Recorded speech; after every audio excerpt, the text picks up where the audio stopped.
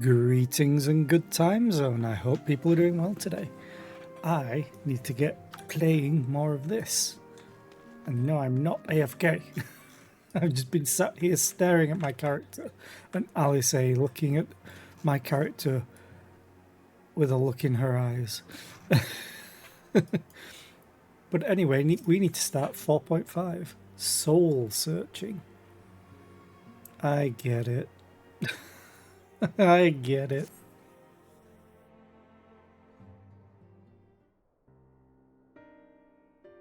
I'm glad you've come, though I'm afraid there's little in the way of good news. Echo, echo, echo. After you left, we reached out to both the Alchemists Guild and Stillglade Fane and attempted all manner of treatments. But the results were always the same. Whatever the answer is, it's not alchemy or conjury. Why did it have to be Y'shtola and Urianger and not me? Out of all of us, they are the ones who could feasibly have solved this puzzle. And Elfino's still missing. God, it's all going wrong. Where do we even start?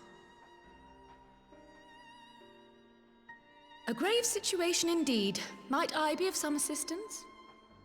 Ryle. Yay. Kryle! I did not think you well enough to travel. When word reached me of the plight of our friends, I could not well stay away. As a fellow scion, not to mention your erstwhile mentor, this is one of those times you should feel free to call on me, regardless of my personal circumstances. Yes, I should have thought of that. Thank you for coming, Kryle. We would welcome your insight. And I should be happy to provide it. Now, what's this I hear about Alphino heading into Imperial territory? That boy always did have some funny ideas. Do you remember the speech he gave when he was accepted to the Studium?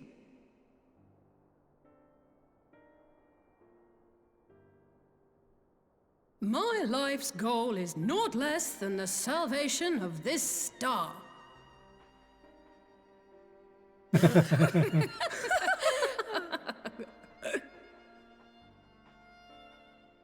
That particular grand pronouncement has been a source of great embarrassment to him, as you know. But the fact of the matter is, he meant every word and has lived his life accordingly. Yes, he remains altruistic to a fault, but I'm worried he was too fixated on his goals to see the dangers, as has happened before. You needn't be so concerned. Though his values remain the same, Alphino is not the blinkered boy he once was. Slowly but surely his eyes have been opened, thanks to a certain someone. A certain someone whom he'd be mortified to learn had heard about his little speech. Mum's the word, eh? Oh no, if I get the chance to tell him, I'm telling him. Right, I'd better have a look at our patients. They're in the infirmary, I assume. I'll need absolute quiet, so it would be best if I did this alone. If you'll excuse me.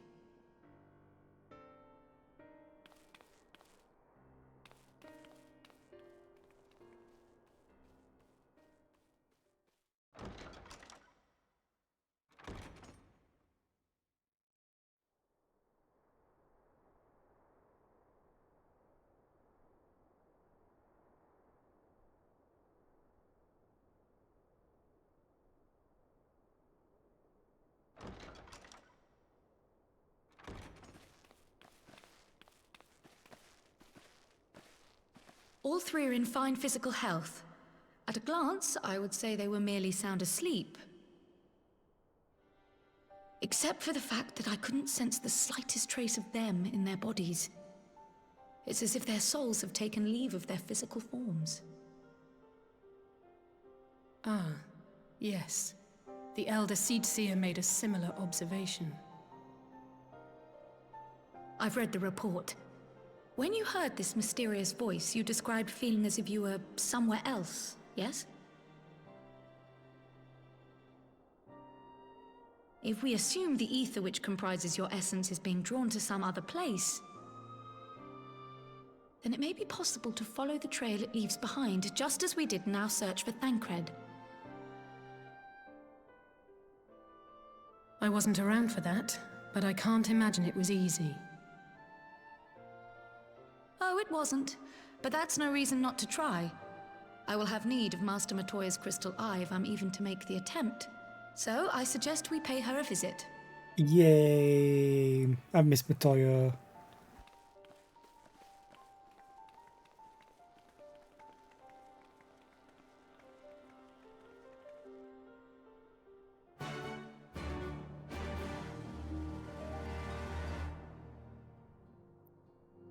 We're gonna be like, so Matoya, we need to borrow the crystal thingy madoodah. And she's gonna be like, oh, again? Like, yeah, well, unfortunately, Shtola's soul is gone. What?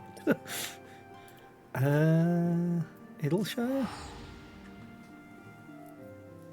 It's probably a closer. It's been a while since I've been to Idleshire. Was there a closer one?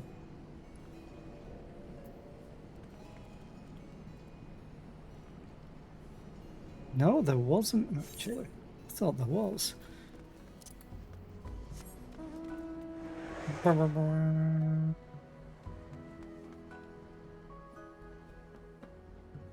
Dum, bum, ba-dum. Dum. Whee!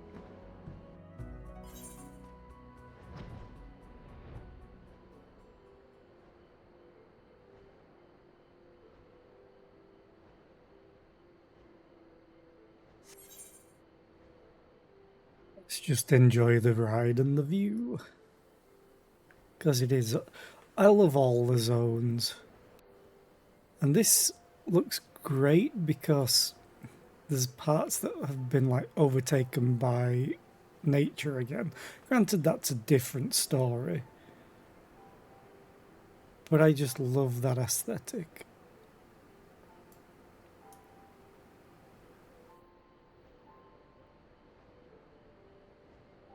Is it that cave or here? I guess I'll find out. What in the world are you? I suppose it would help if I... Opkin. Oh, I think I've killed one of those before. Oh, there it is. Here's the cave.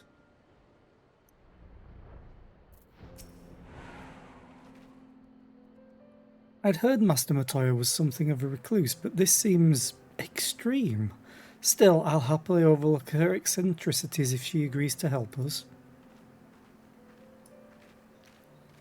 Well, she's... Oh, they're taking us in already. Yay, Matoya!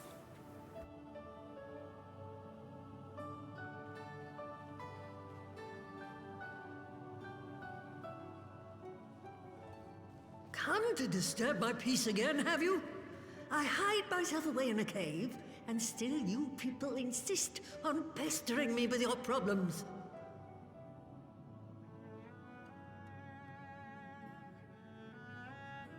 Oh, I mistook you for young what's-his-name, but I see now you're the sister. Weren't you supposed to be the lively one? I've seen happier faces at a rain-sodden burial. Well, I'm sorry to dash your expectations, but the situation isn't exactly conducive to gaiety. Ha! That's more like it. Stoller used to spit and hiss like a wildcat too. Better for a young thing like you to be filled with fire and leave the doom and gloom to your elders. Matoya likes her already.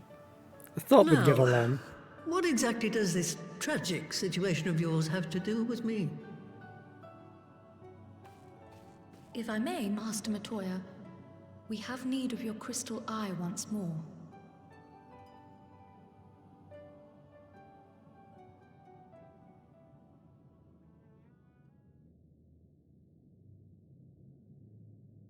And Stoller is one of the afflicted, is she? Very well. She may be an ungrateful stray, but she's my ungrateful stray, and I'll not see her buried before I am.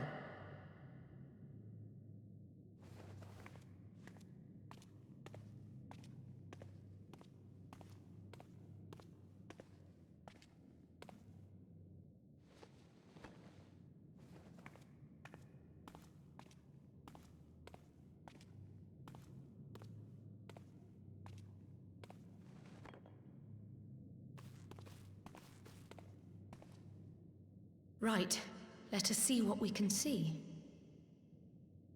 I'll begin from where our friends first fell, and cast my senses out from there.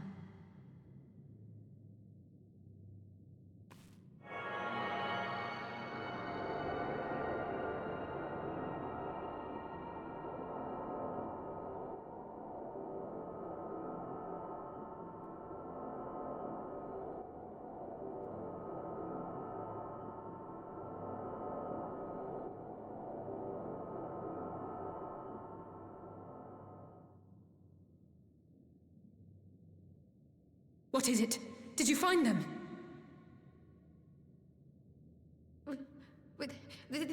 This doesn't make sense. How is it even possible? How is what possible? Kryl, what did you see? The threads, they just ended. And no, I didn't lose track of them. I followed them as far as they went. It's as if they were cut off. Could their ether have dissipated if it had? Oh gods! Their bodies are just husks. It's like the Broodmother's daughter all over again. No, this is different. The Kalyana girl was already dead, body and soul, when Lakshmi effected her resurrection. Aye, let's not jump to conclusions. If their physical forms yet breathe and show no signs of wasting, then it follows that their souls must still be intact somewhere. But where? That's the question, isn't it, girl? Death has not taken them to the ethereal sea, yet there are no tracks left for us to follow.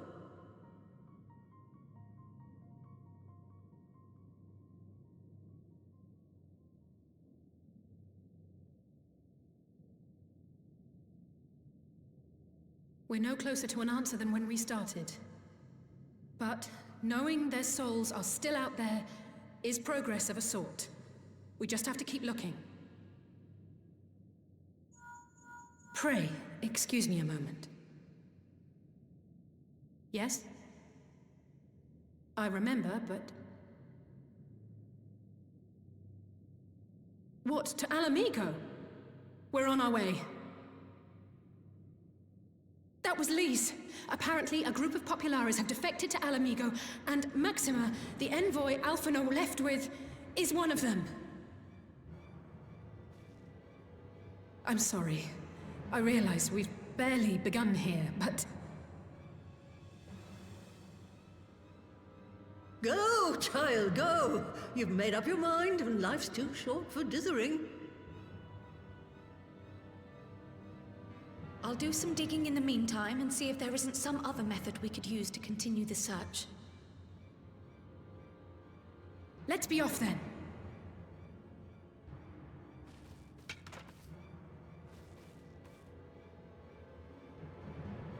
Oh, not again. The enchantment barely seems to take these days. I chalk it up to old age, but I rather doubt it's that simple.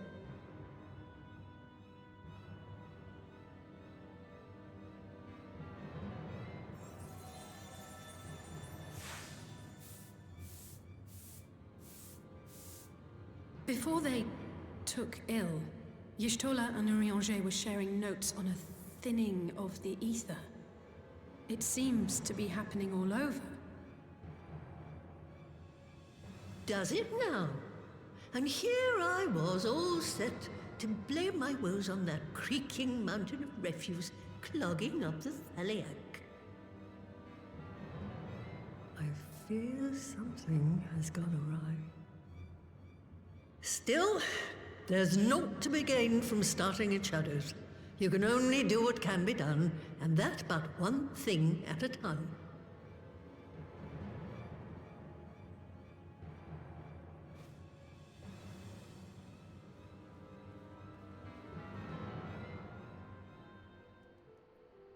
Love it when scenes are voice. And I love Matoya. She's just so good. She's like a Ghibli character. So that was the woman who tamed Y'shtola.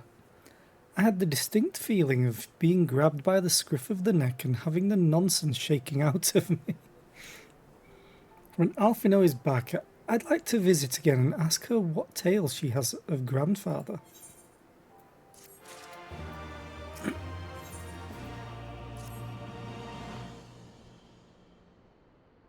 I can almost bear to hear what Maxima has to tell us.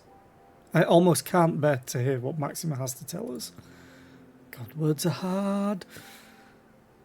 But it can't be bad news, can it? Lise would have said, unless... there's no point speculating. Lise said she'd notify the guards of our coming, so we should head straight to the palace gate in the Alamegan quarter. I'll be praying for good news. Learn what you can about Alphino's plight, and leave the search for our friends as lost souls to me.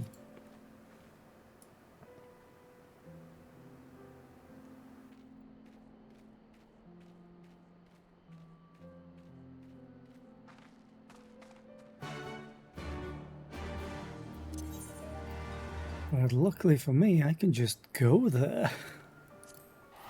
For $1,000.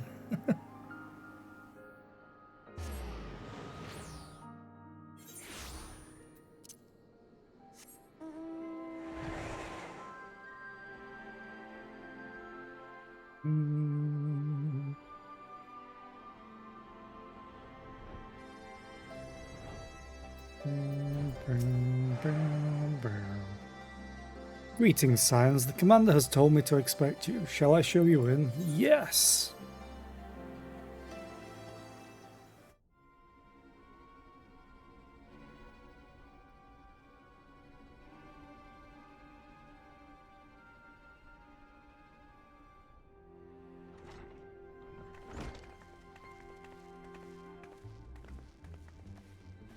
I'm sorry to drag you halfway across the realm, but when Maxima mentioned Alphino, I thought you'd want to hear the news in person.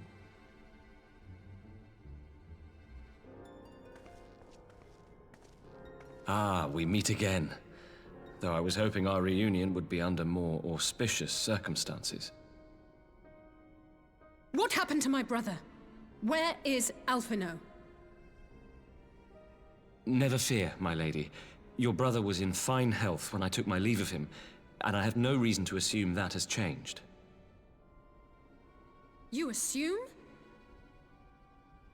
If you will allow me, I shall endeavor to explain events. Blah, blah, blah, blah, blah. Our troubles began not long after we departed Doma. While crossing the burn, we were fired upon by the Emperor's personal guard and forced to make an emergency landing. Actual explanation for once. As we stumbled from the wreckage, our attackers fell upon us again, and we would have perished there and then were it not for the intercession of a third party, a band of mercenaries whose leader claimed to pursue a vendetta against the Ascians. This shadow hunter, as he styled himself, then escorted us out of the wastes to relative safety. Upon arriving back in civilization, I gathered my Populares colleagues and prepared to flee the Empire. Master Alphino, however, declined the invitation to join us, preferring to continue his investigation into the Ascian threat.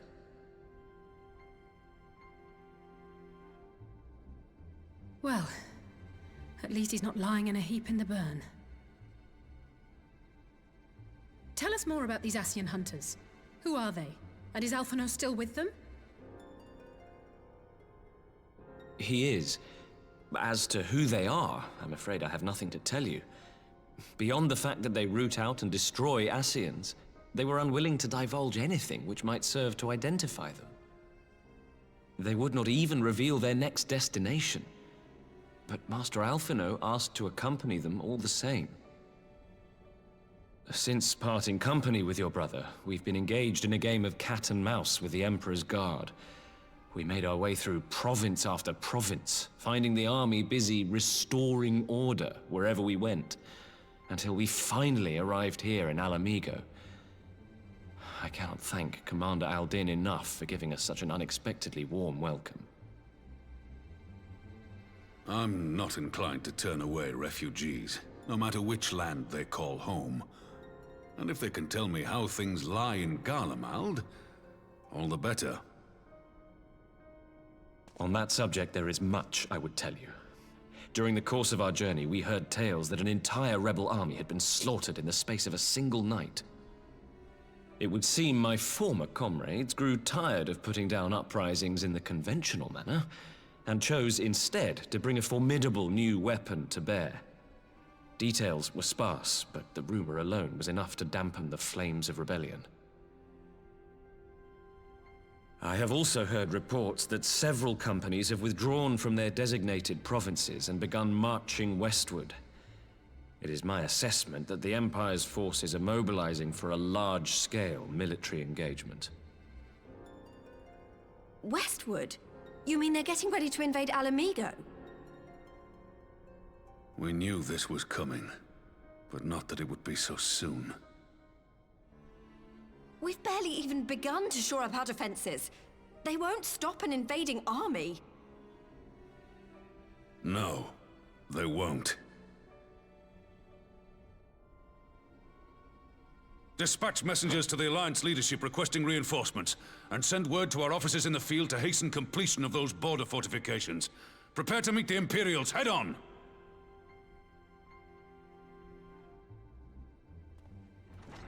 No matter how quickly we act, we still want for time. When the enemy comes into view, our best recourse will be to open negotiations with their commander, and see that the ensuing proceedings take as long as possible. Would you and Alize head to Doma and let Lord Hien know about this? I'm sure he'll want to hear about Alphino too. Consider it done. We'll send word when... Not again. Untold sorrow must be changed. Ahead looms a calamity. Eon become instant. Throw wide the gates.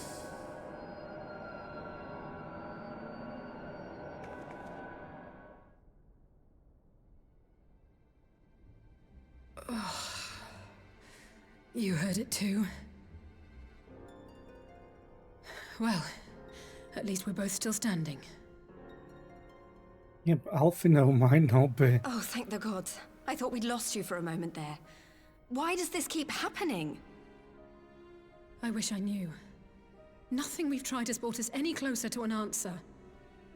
We'll keep working on it. But first, we need to go and see Lord Hien.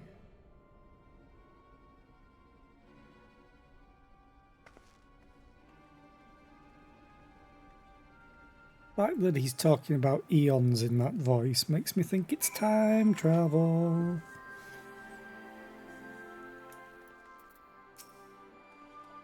It would explain why Kryl can't locate their souls if they're being pulled through time. Anyway, so Alphino is safe, for the present at least. Now all we need to worry about is a full-scale Imperial invasion. I'm actually glad Elise tasked us with visiting Lord Heon. Better to be dashing from place to place than sitting around stewing over things we can't change. To the Enclave.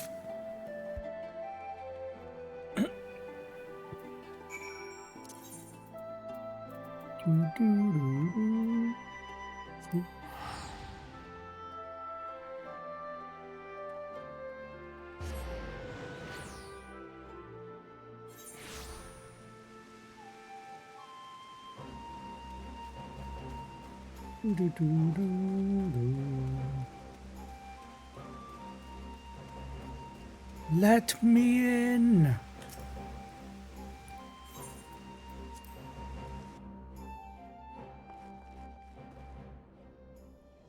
Oh, hi everybody.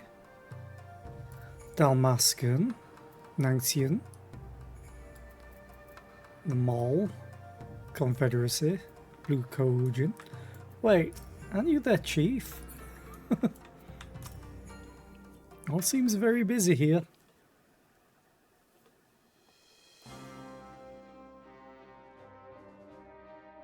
Oh, damn you.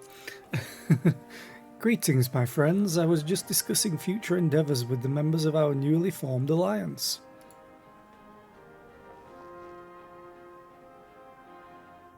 The Kojin and the Confederacy you already know, and it was your own strength of arms that won us the cooperation of the Steppes tribes. We've also been joined by our neighbours from Nanxia and the indomitable citizens of Dalmasca, though the scattered nature of the latter's resistance will somewhat delay their official induction. These proud peoples have united under a single purpose, to stand against the tyranny of the Gallian Empire.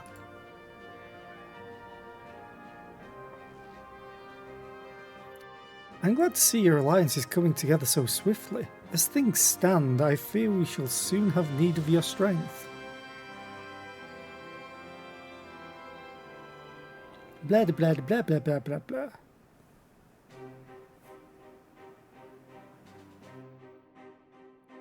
Thank you for bringing me news of Alfredo. His fate is never far from my thoughts, and not only because he is our emissary. As for this sudden deployment of Imperial forces, I agree that Alamigo would be wise to shore up its borders with all haste. Every report we receive from our shinobi indicates a massing of troops in the western provinces. It seems all but certain that the Empire is poised to bring its fist down upon Eorzea. And I would help deflect that blow, but I cannot risk sending reinforcements just yet. We will remain vulnerable to airborne assault until our wall in the burn is in place. The all-important Allagan energy barrier. Nod. The energy barrier, yes. I thought to call it something more auspicious. A name drawn from the four lords of legend, perhaps Seryu's Aegis, or some such. Well, just a thought. The Ironworks' engineers report that they have finished calibrating the generators and are ready to proceed to the testing stage.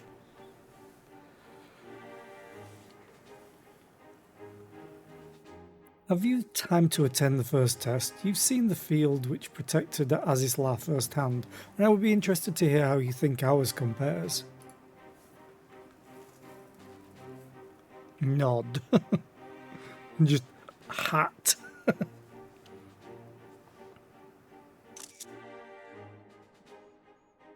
Just want to take a picture of that. I will come too if you don't mind. Though I am no Y'shtola, I may be able to offer some insight. Of course, time being of the essence, it would be best if we made directly for the burn. Yugiri, I leave you and Hakuro to bring the War Council to a close. Understood. Your mounts are saddled and ready, my lord. Wear the storms. Nope. Nope. Probably that one. Or the money. I'm taking the money. I hardly ever use food, despite being a culinarian. And I probably should, just for the XP bonus. But I'm not struggling for XP right now on this job. Sirius Wall. We will cross the burn by Yol and Falcon as before. Join me at the overlook near the House of the Fierce.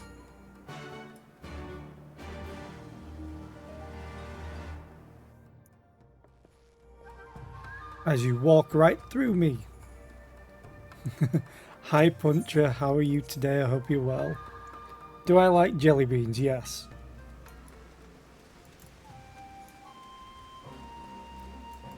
Where am I going? Oh, House of the Fierce. I'll just teleport there.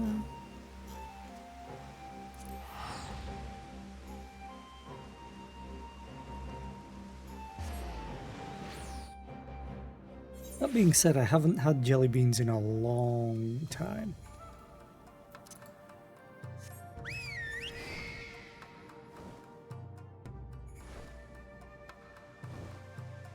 Oh, there's a hole in this roof.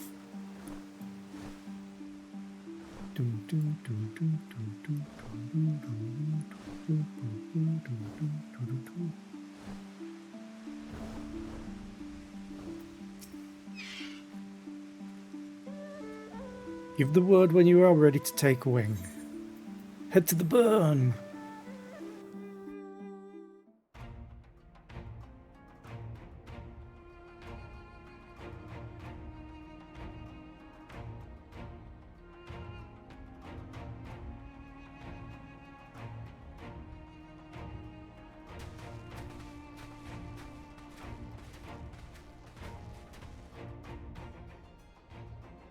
It seems the engineers have matters well in hand.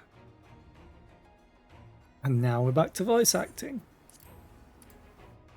Should the barrier work as we intend, Doma will be free to reinforce her allies in Alamigo without fear of weakening her own borders. Honored friends, the time has come to put your hard work to the test. Start the generator. But sir, we're not done.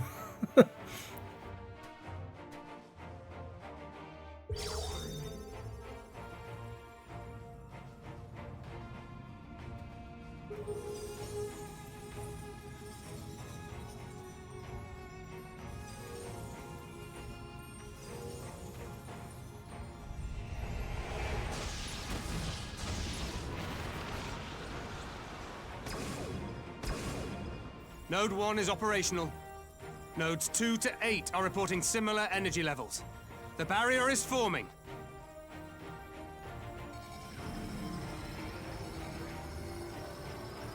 $1,000 yards, 2,000, 3,000. Expansion remains smooth. No fluctuations detected.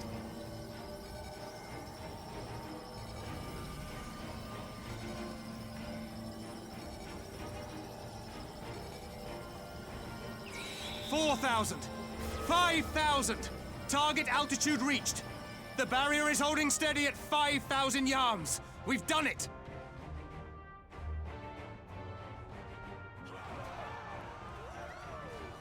Yeah, woo! Now it's invisible. Uh-oh. Is that an Imperial airship? Of all the rotten timing. But this is a gift, Mistress Alize. They can test our new wall for us. Smash.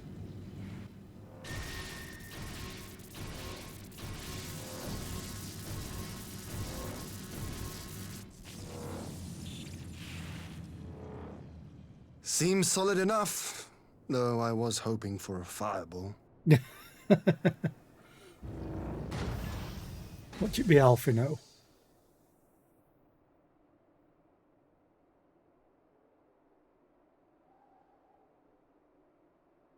Oh, Shadowhunter.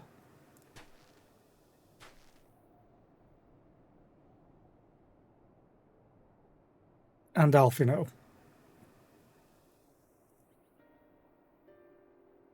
By the gods, it's Alphino. He got the message, I'm guessing. What are you? Let me go! He has Where's my brother?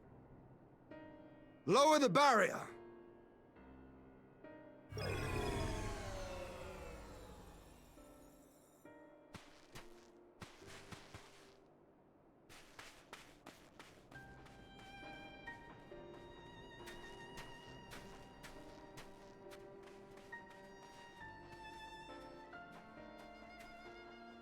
Be at ease, girl. The lad is not dead, merely locked in slumber. No, not him too.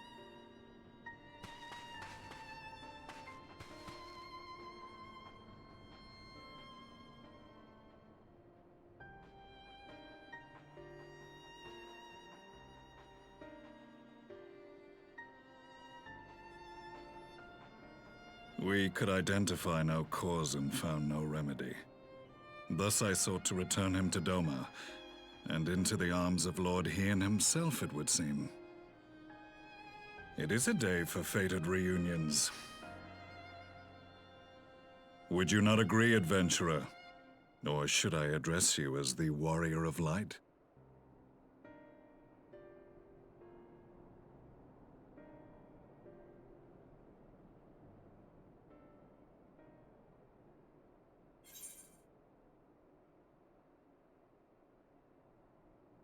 I was wondering. I recognised his voice finally now he's spoken.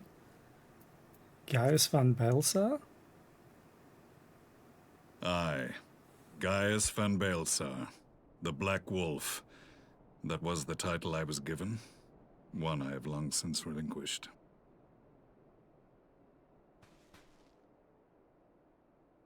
Stand down. The legatus of the 14th Imperial Legion died in Castrum Meridianum. I am no more than Gaius Belsar, a man without rank or allegiance. Impossible! There's no way you could have survived! Do you remember how it unfolded? How I was deceived by La Habrea? How I was convinced that reviving the Ultima weapon would allow me to bring peace to Eorzea? The Ascian used me, as he used so many others, all to further the restoration of his wretched god. Yet even with the might of Alec at my command, you bested me. And as the Praetorium went up in flames, I was content to burn along with it. For a moment at least. A moment of folly. To surrender my life thus would have been to betray all who died for my cause. It was for them that I dragged myself free of the rubble, and swore vengeance on the Ascians.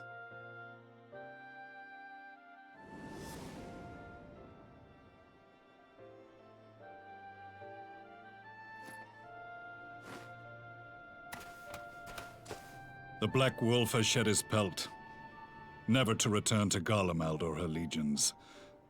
I live now only to exact revenge.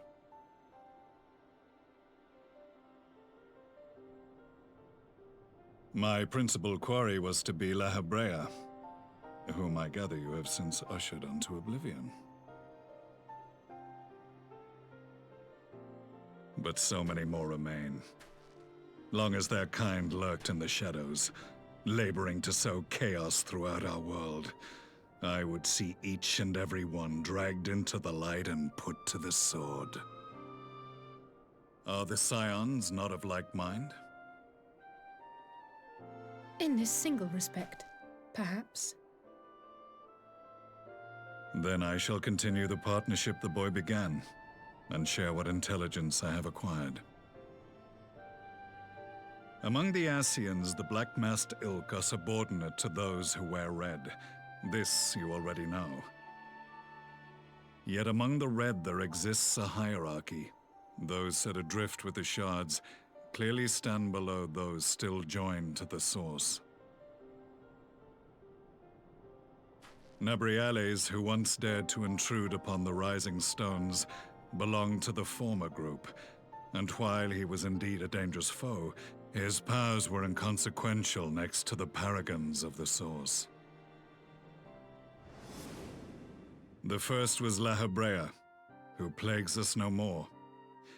There is also the white-robed Elidibus, and the elusive Emmet Selk, about whom little is known. We have files on La Habrea and Elidibus, but I believe this Emmet Selk is new to us? As I assume my brother told you, we have evidence to suggest that an Ascian now walks in the body of the Crown Prince. Have you identified this interloper? Elidibus seems the most likely culprit. As emissary, it is his role to maintain the equilibrium between darkness and light. Your many deeds in Hydaelyn's name have upset the balance, and I believe he seeks to restore it by throwing his considerable power behind the Empire. As a leader of the Ascians, he is one of our primary targets. It was on the trail of this very prey that the boy and I came across the scene of a failed uprising. In the absence of a single Garlean casualty, we inspected the bodies of the rebels, and the lack of any external injury drew my immediate attention. They had been slain by Black Rose, an alchemical invention of the Imperial Army. When I yet served as legatus, I ordered its production halted, and all stockpiles destroyed. Toxic gas is not a tool of conquest, but of extermination. Toxic gas? This must be the new weapon Maxima warned us about. Something deadly enough to sweep away all resistance in a matter of hours. Gods. You don't think they're planning to use this in Alamigo, do you? Put your fears to rest. We infiltrated the production facility and destroyed all existing stores of the chemical along with the plant itself. Even should they rebuild the operation, they will not soon manufacture another batch. Regardless, I would draw your attention to a directive we discovered in the plant's records. The document was marked with a recent date and authorized with the signature of one Zeno Galvas.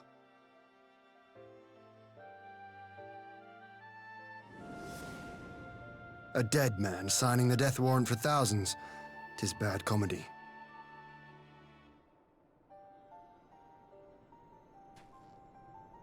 But the tale does not end there.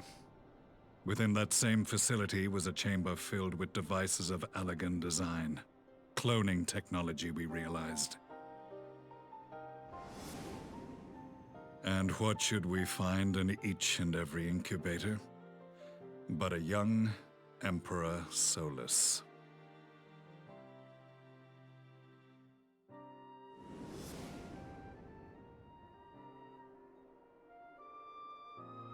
All of which prompts the question, were the Ascians responsible for these abominations, or was it the will of the Emperor? I must know which hand guides the Empire.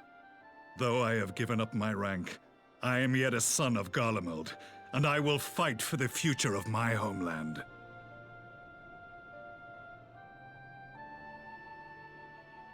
It is time I return to the hunting of shadows. We should focus on our common foe. To reopen old quarrels now would serve no purpose.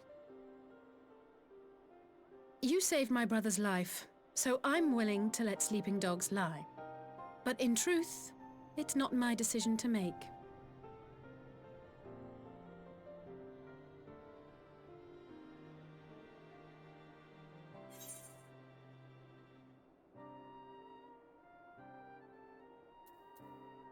You're right, there are more important matters at hand.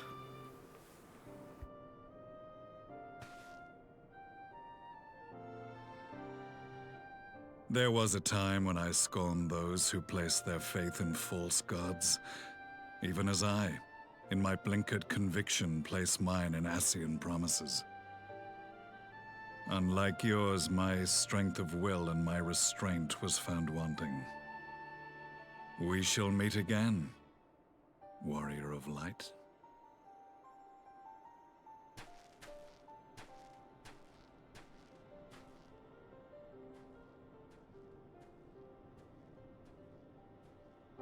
Raise So the that was barrier. the infamous Black Wolf.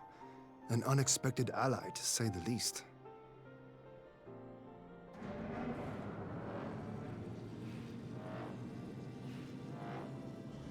Well, I am content to leave the fine-tuning of the barrier to cleverer minds. Let us bid our friends from the Ironworks farewell, and see what can be done for Alphino back in Dorma.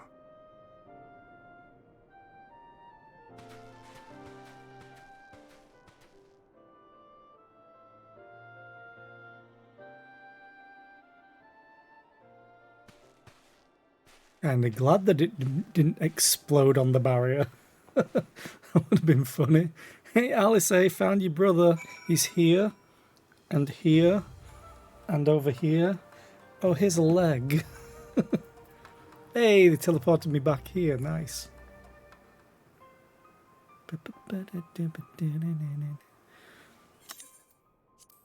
Alphino is safely ensconced in a private chamber. My finest healer is examining him as we speak.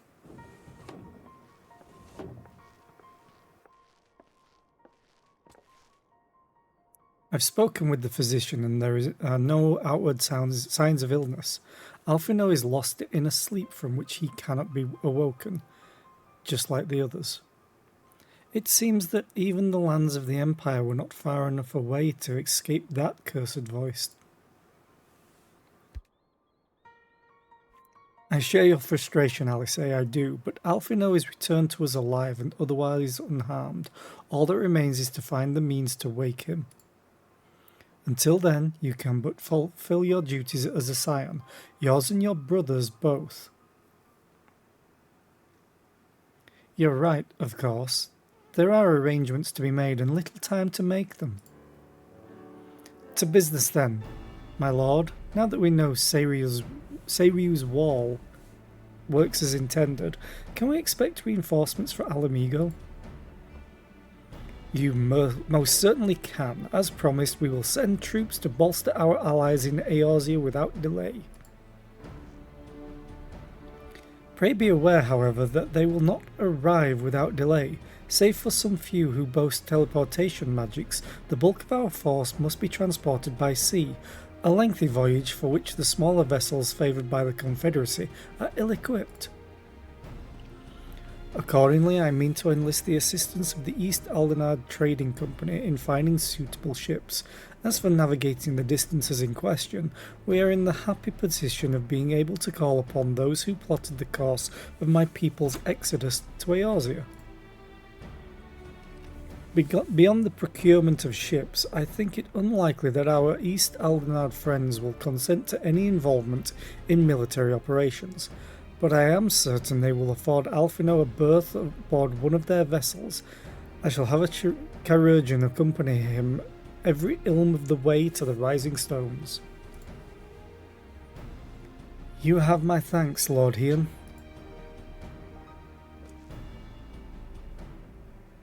Yugiri, I will go on ahead with our friends to Alamigo, enlist all those capable of teleportation and put them at the disposal of the Eorzean Alliance as soon as possible. They will form the vanguard. Yes, my lord. More work? This is exactly what we'd hoped for. Lys and the Alliance leaders will be glad indeed to welcome the combined strength of the East.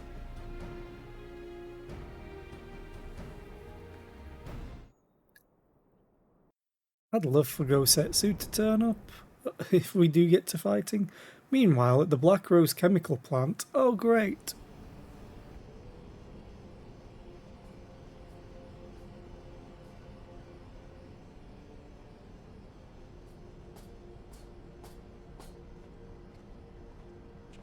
Our supplies of Black Rose have been ruined, but the new plant is already under construction. We should have the first batch ready in time for the offensive, Your Radiance. See that you do.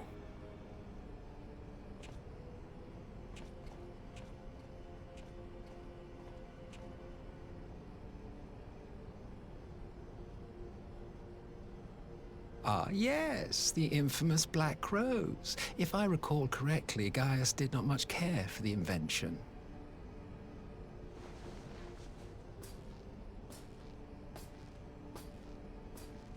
A ruthless and indiscriminate weapon indeed, this airborne poison. It seems you are capable of making decisions worthy of your bloodline. With no gift for sorcery, we Garleans must look to Magitech to even the odds. If it spares the needless deaths of our soldiers and serves the cause of this empire, there is no method I would not employ. How very noble of you. Truly, though, I must commend you for embracing your role as Emperor. You play the part of the determined ruler well. Sometimes even I catch myself believing. He's got to be Ammit Selk that they were talking about, because he's said he's an Ascian. A silent agent of death. Now that I think on it, Black Rose may well possess the perfect aspect. Slowly but surely, the deluge of light has worked upon the ether here in the source, and the gas should be most susceptible to its influence. Well, I shall leave you to your own devices. Go forth and bloody the land with your grand and glorious war.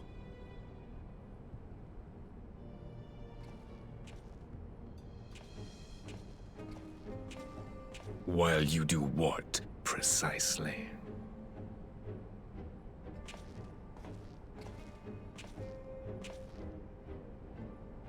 Need you ask? I will be doing what all Ascians do. I am well aware that your kind exists only to usher in the next calamity. But you seem oblivious to the harm your singular agenda causes to the Empire.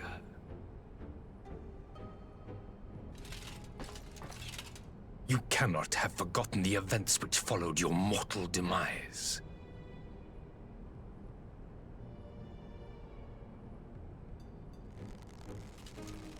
Our homeland was plunged into civil war for your failure to name a successor. The edifice you so carefully constructed was but a hair's breadth from collapse.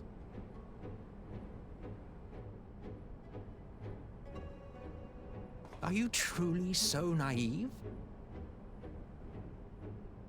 You thought me oblivious to the consequences of a departure so painstakingly timed? It was by design? Well, of course it was. Though I will admit the resulting panic exceeded even my wildest expectations. But how can you be surprised? Throwing the world into disarray was the very purpose for which this nation was, as you say, so carefully constructed.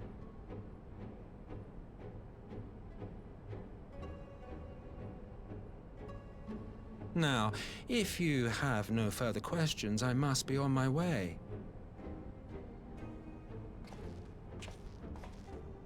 Since we may not meet again in this lifetime, it would be remiss of me not to offer a word or two of gratitude. I really must thank you for this surplus of vessels. I can mold any host into my own image, but having bodies tailor-made for me in this fashion is so much less tiresome. You dabbled in Allagan cloning techniques, yes? It certainly is a compelling, not to mention entertaining, field of research. And of all the options available, you chose the Founding Father on whom to experiment. You have a twisted streak to you, Varus, like grandsire, like grandson, hey? Hey! If events play out as planned, this will become something of a family enterprise. You will be the capstone of this world, I the anchor and shard, and together we will give the lie to this star's fraudulent existence.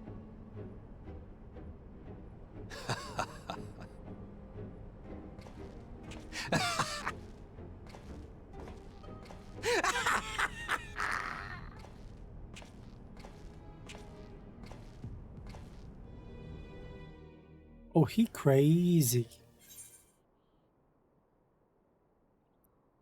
Complete.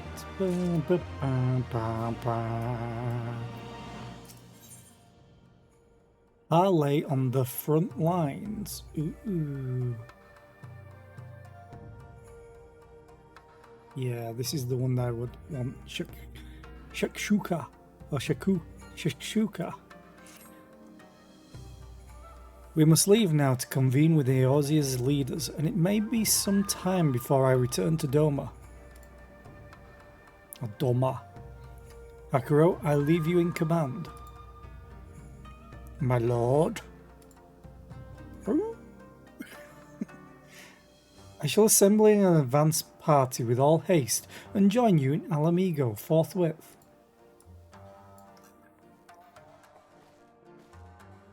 I've just received word from Lys the Alliance has established a base camp near Alamigo's northeastern border.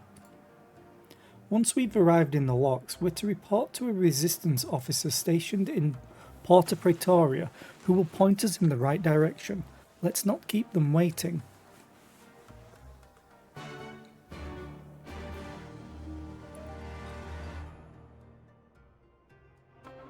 I'm gonna say this, I'm almost... I'm on what? Parley on the front lines. This is the 4th out of 5 quests for 4.5. I may end Stormblood today. Wait, why am I doing this? I just need to... Porta Praetoria. Hey.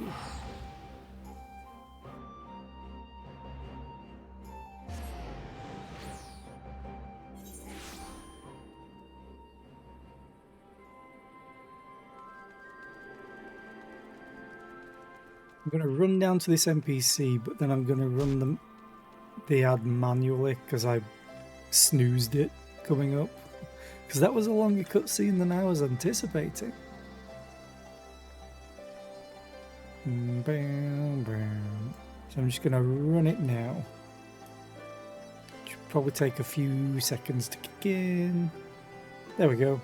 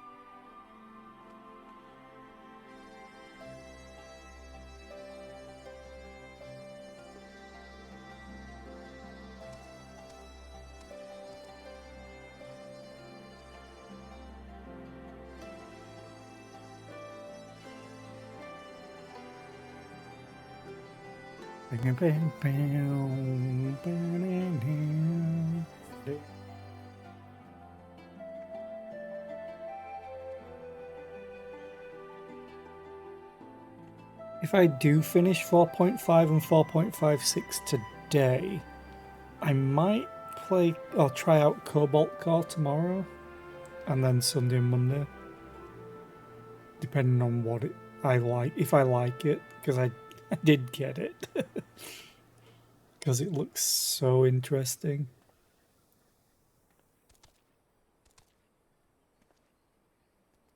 Kind of like FTL meets Into the Breach.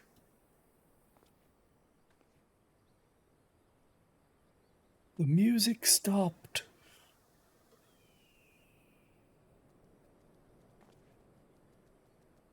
So eerily quiet.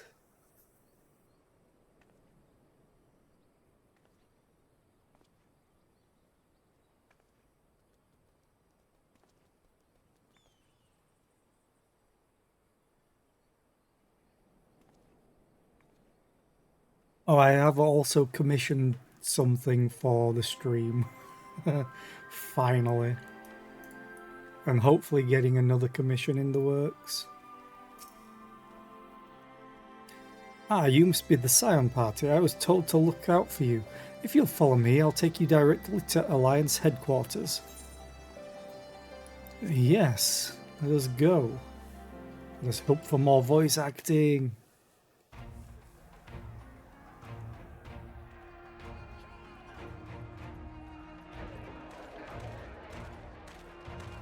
Everybody's here.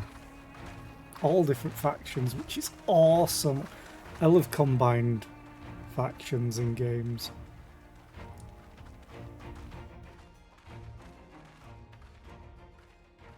Welcome back, you two. Yay. Greetings, Lord Hien. Glad you could join us. Glad to be here. I would have come sooner, were our own defense is not in question, but I am pleased to report that our soldiers are assembling for deployment to Alamigo as we speak. We're grateful for your support. Thanks to the efforts of our allies, it won't be long before we've established defensive positions on this front as well.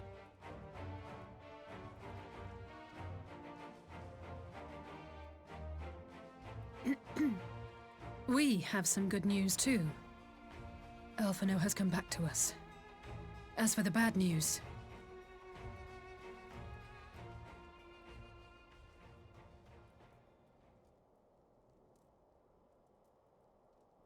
So, Alphino won't wake up, Gaius van Baelsar is alive and hunting Ascians, and the Empire is planning to poison us all with toxic gas. Does that sound about right? Yeah, that's pretty much it. Ordinarily, any one of those things would have left me in shock. But the way things have been lately, it's all starting to seem pretty normal. Getting back to your report, are we sure this Black Rose is the weapon Maxima was talking about? It fits the description. And it seems we have Alphino to thank for sparing us an early demonstration of its effectiveness. I have a feeling this won't be the last time his bravery in the Empire will serve us here in Eorzea. The threat of an unknown weapon has had us all on edge.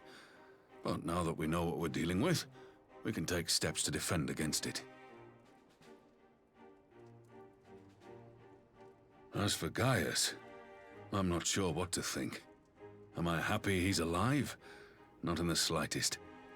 Am I happy he's hunting Ascians? Aye, I'd have to say I am. Oh, speaking of Garleans you didn't expect to see, we have a tale of our own, as it happens.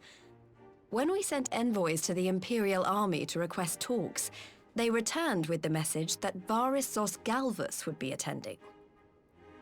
It's like, wait, what? The Emperor himself. Well, Varus did sanction the Popularis peace mission. But knowing that an Ascian walks in his son's skin, I do not see how we can trust him or anyone from that nest of vipers. The Alliance would proceed with negotiations regardless, if only to give ourselves more time to prepare. We do, however, require your cooperation. Right. Yes. So, as a condition for the talks to go forward, the Empire has requested that a member of the Scions be present. There'll be a representative from each Alliance nation, of course, but I'm afraid we have to ask that you come along too.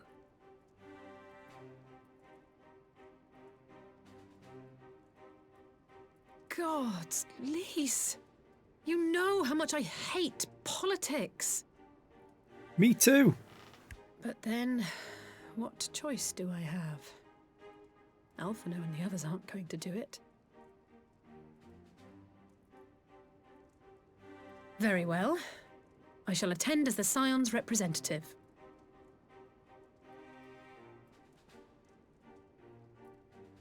In case you're wondering why I didn't ask you, the Empire also requested the presence of Eorzea's champion.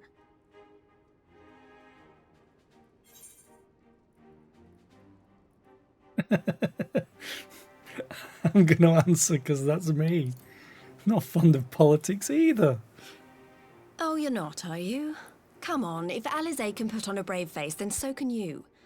Now, we don't know what Varys means to bring to the table, or why he wants you there, but having you close at hand should make all the difference. The meeting will take place on the border. Anticipating an early assault, we mean to position the bulk of our forces nearby. The Alliance leaders should already be on their way. Once you're ready, we can head out and join them.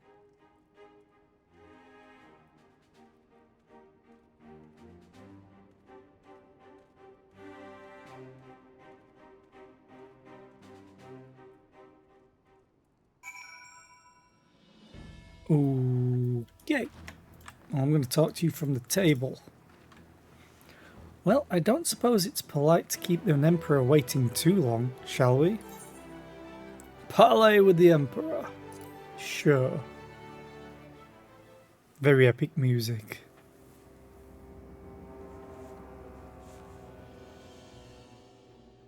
Well, this is all very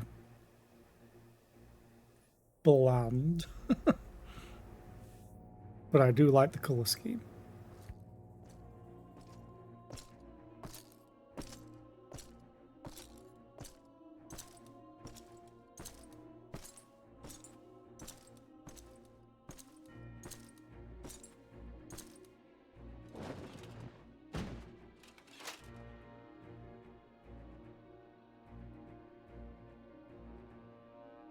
Esteemed representatives of the Eorzean Alliance, on behalf of the Garlean Empire, I thank you for inviting me here today. As this parley was convened at your request, I invite you to speak first. Bar wheat, grana wheat, niddy bomb. Very well, Your Radiance. I, Nanimo Ulnamo, 17th in the line of Ul, should be pleased to oblige you. As recent events in Alamigo and Doma have made plain, the subjugation and exploitation of neighboring nations is not a sustainable policy. Should this day end in war, you may very well defeat us, but you will never extinguish the people's desire for freedom. Though it may not be in our lifetime, there will be another revolution, another war, and the cycle will continue. Doma has entered into a concord with the nations of Eorzea, a partnership wherein we recognize one another as equals. Garlemald could be afforded similar treatment. You need only set aside your ambitions and join us in paving a path towards peace.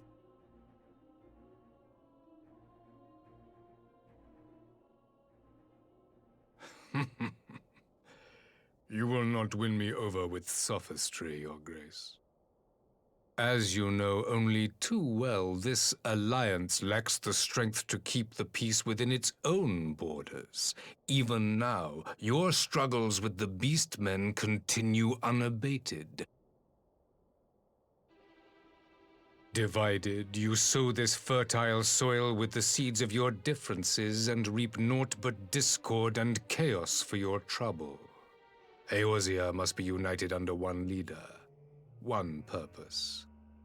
I would offer you both and bring an end to your strife. With all due respect, Your Radiance, the only thing that you offered the people of Alamigo was fear and hopelessness. The citizens of Doma can also attest to the meager arms of Imperial rule. There is no purpose to be found in a life of oppression, each day more uncertain than the last.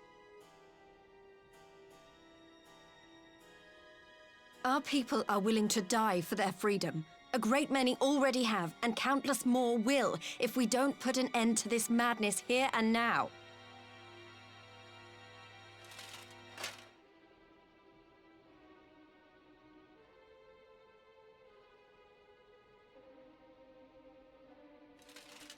We brought order and stability to your lives.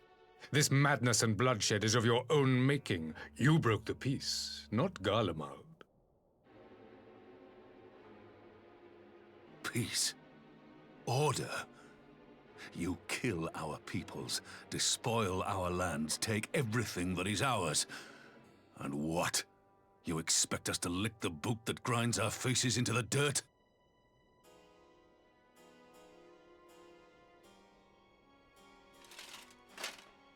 I expect you to weigh the costs.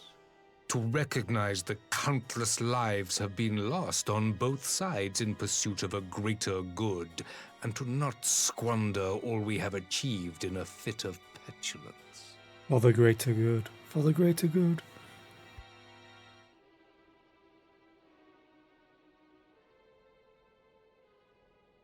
Your Radiance. I fear I can personally attest to the dangers of pursuing one's vision with such righteous fervor. For 1,000 years, the Holy See of Ishgard waged war with dragons.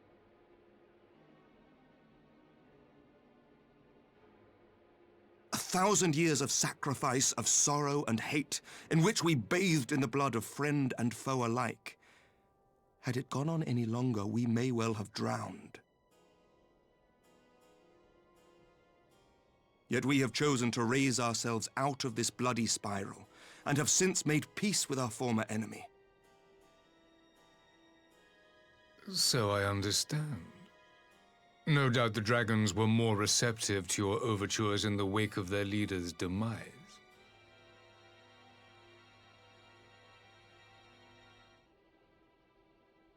You speak of peace, yet use war to achieve it. Your father would not have bothered to obscure his intent with honeyed words. He understood that strength is all that matters in the end.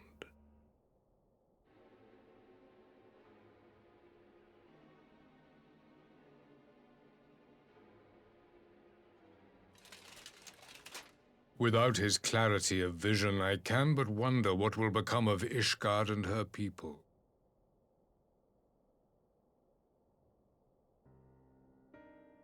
There was a time when Garlemald, too, lacked a leader of conviction. Weak and unable to wield magic, we were at the mercy of the strong from whom we sought refuge in the bitter cold of the north.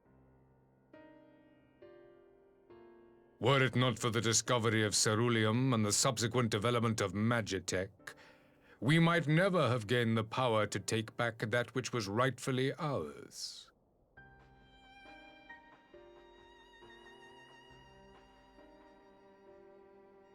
You speak as if your people were the first to have been driven from their homes. Limsa Lominsa was built by wayward souls in search of a place to call their own. On the shores of Vilbrand we found it, and from those humble beginnings did we grow and flourish. And all without robbing our neighbors of their liberty.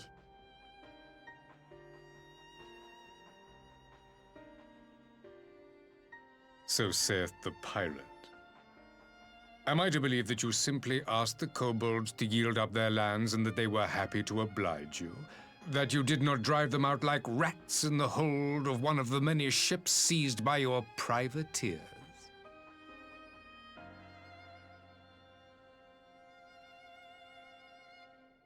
I will concede that after centuries of exile, reclamation may be mistaken for invasion. Nevertheless, it is not. And those who till stolen soil have no right to object when cast out in turn.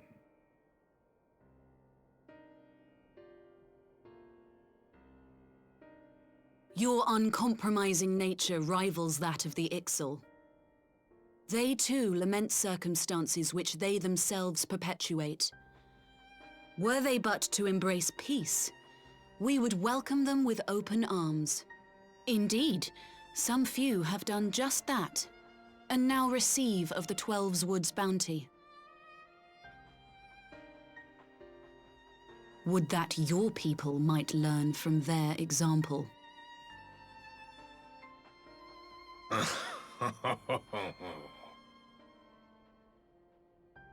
You dare compare us to the Birdmen? You who thought to invoke the 12 and threaten all of creation?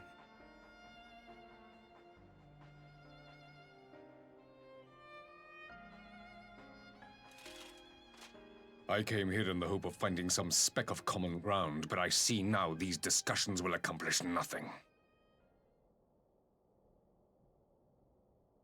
Despite what you people may believe, I am not wont to choose the sword over the olive branch. 'Tis but a pity men are loath to accept one without first being shown the other.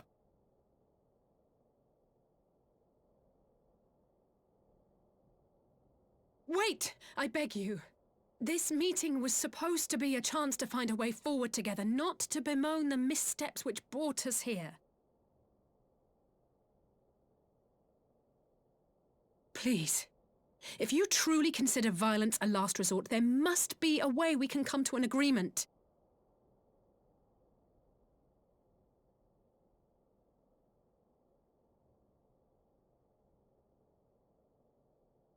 As Mistress Alize says, we did not come here to bicker over the past, but to discuss how we might strive towards a brighter future. Emperor Varys, may I suggest a short recess, that all present might compose themselves prior to beginning anew?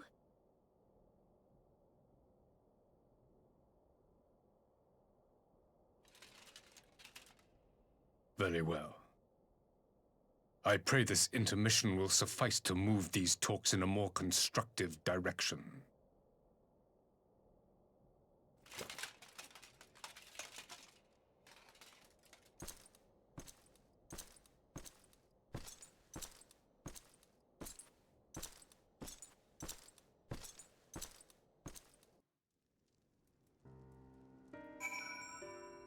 Well, that went well.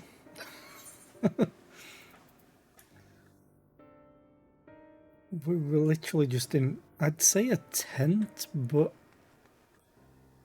oh no, it actually is fabric, or looks like. It just looked like they'd put walls up as well as a tent roof. It's like, what? Phew, this is really not my forte. After his Radiance's little performance, it was all I could do not to swear at him. I honestly don't know how I ended up playing the mediator. I just asked myself what Alphino would have done, tried my best to do the same, and by some miracle it worked. But there really is no common ground to be found with that man, nor do I think he looked for any. So the question becomes, what did he come here to do? Because you may be certain it wasn't to make peace. Whatever it is, I can't make it out, not yet at least. We do have a little time before the parley is due to reconvene though, so why not try consulting our illustrious leaders? Mayhap they have some insight to share. Figured you'd ask us to talk to... Oh, not everyone. Let's have a talk with Merlwood. As I sit up, because I'm just relaxed so much right now. Okay. I will say for one thing for this Varys, he is well versed in Eorzean history. His interest in our affairs is that of a beast in its prey. The conqueror would know his enemies. All should know their enemies, yet there is much and more we do not know of the Empire. Then it's up to us to change that here and now.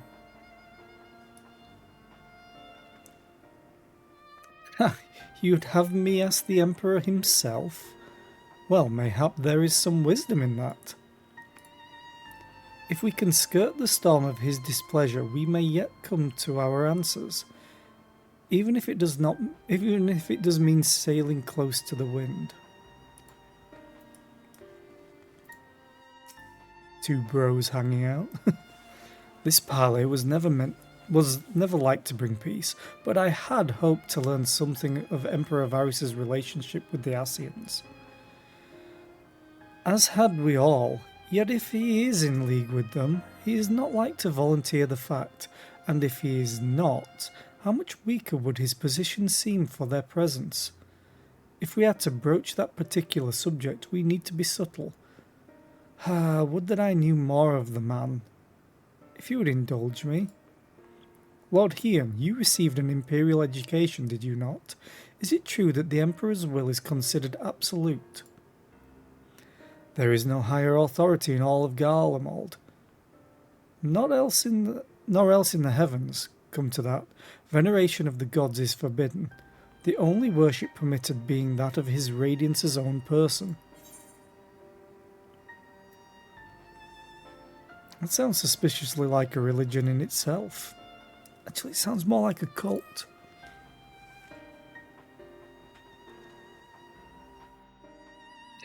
Yes, a cult. I share your disdain for their hypocrisy. Even as they denigrate the idea of faith, they revere their leader with the fervour others reserve for the divine. 'Tis a flaw common to much of the doctrine they fed us, logical on the surface perhaps, but contradictory upon closer examination. I wonder if a discussion with the various discrepancies might prompt Varys to reveal something. Hi, Nanamo. 12, have mercy, but for Lady Alisaie's timely interjection we might well have come to blows at the negotiating table. Not that Emperor Varys left us a great many options. Is unconditional surrender all he will accept, do you think? Ere he arrived I'd have said yes, but having heard him speak I cannot help but think he came with some other end in mind. Exactly, he's building up to something, I know it. How then should we approach the rest of the parley? Have you anything to say, Warrior of Light?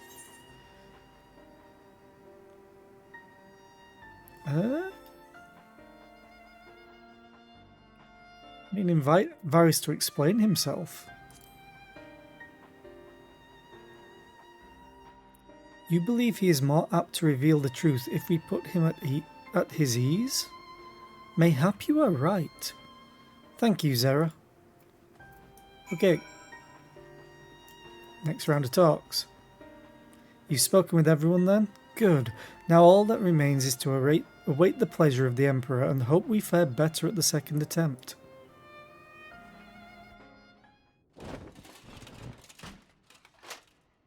Now then, who would have the floor? Before we resume, I wish to offer you an apology. After you graciously accepted our invitation to discuss an armistice, we have done naught but rebuke you at every opportunity. I believe I speak for all of us when I say we are deeply sorry for our discourtesy.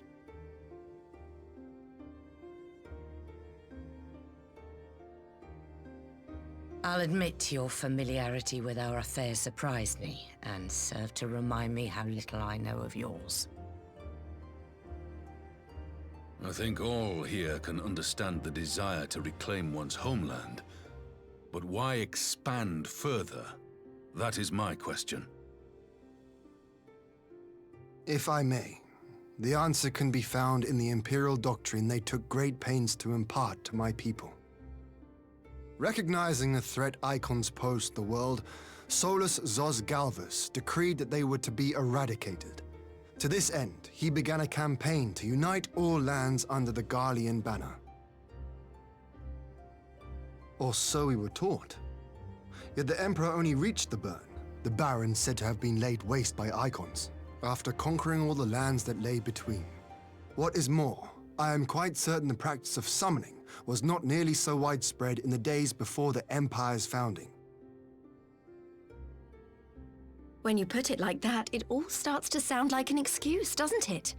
But to distract from what? Why are you really waging this war?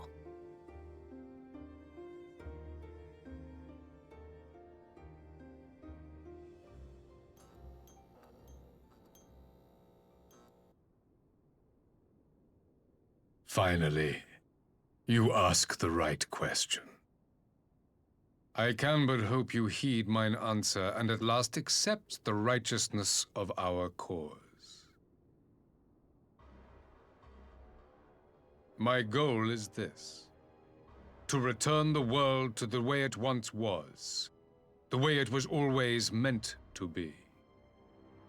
In doing so, mankind will be made whole once more.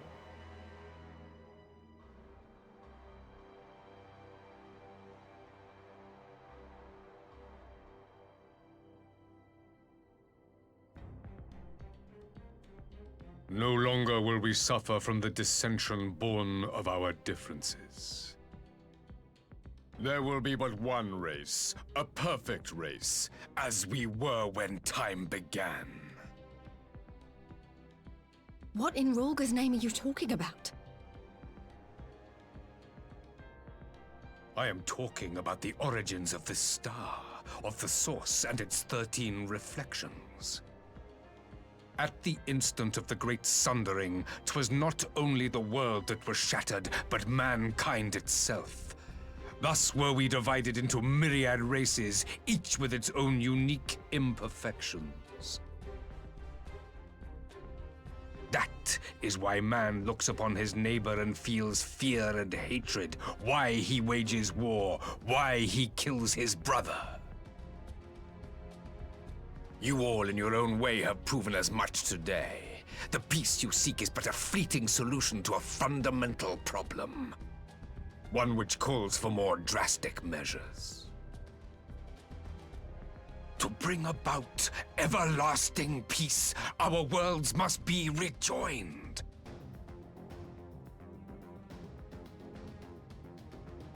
That is the goal the Empire would see realized. The glorious future unto which we shall one day shepherd mankind.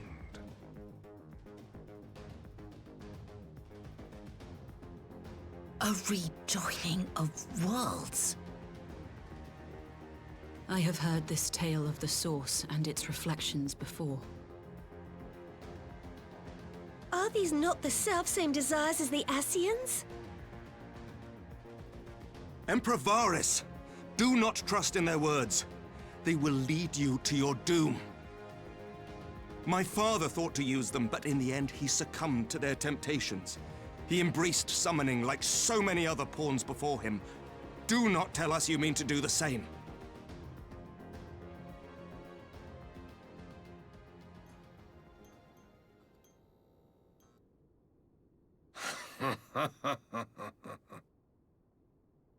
To be a pawn, free from the burden of choice, would be a blessing.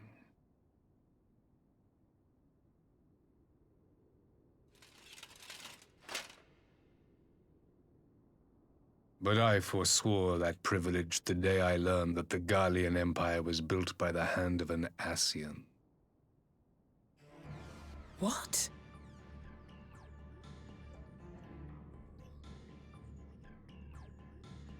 Yes.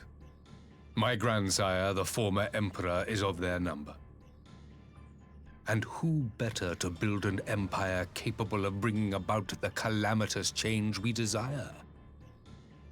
Would you condemn me for this alliance, for bowing to the will of these shadowy masters, when the prize is true and lasting peace?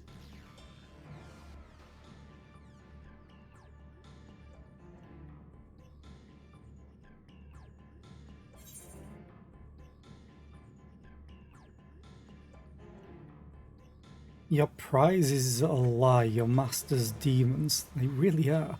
Also, hi FLC, how are you today? I hope you're well. I forgot to say hi.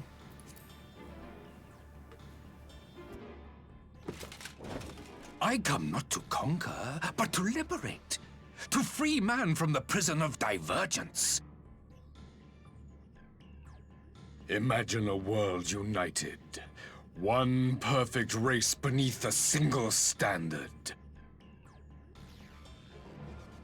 An army before whose might these servants of darkness and light would fly as leaves in a storm, never again to meddle in man's affairs. We would be the masters of our own fate. I bid you join me, not as subjects of Garlemald, but of a new nation. And together we shall win freedom for ourselves and generations yet unborn.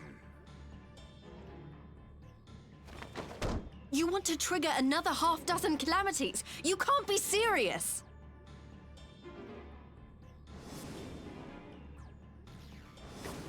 Have you forgotten how many died? There will be no one left! Do you truly imagine we would aid you in your bloodletting?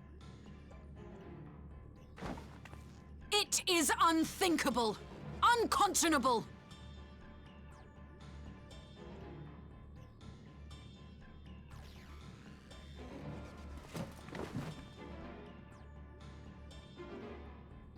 And what is the alternative? To be as cattle waiting for slaughter? I would have us work together, that we might take fate into our own hands!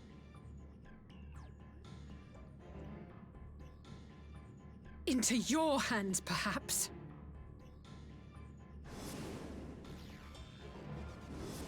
But what of the other worlds, your radiance?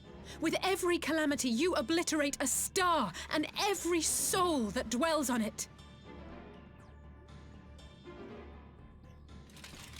To the Ascians, we are all but tiny, momentary specks within an indifferent universe. We cannot hope to oppose them until we have been made whole once more.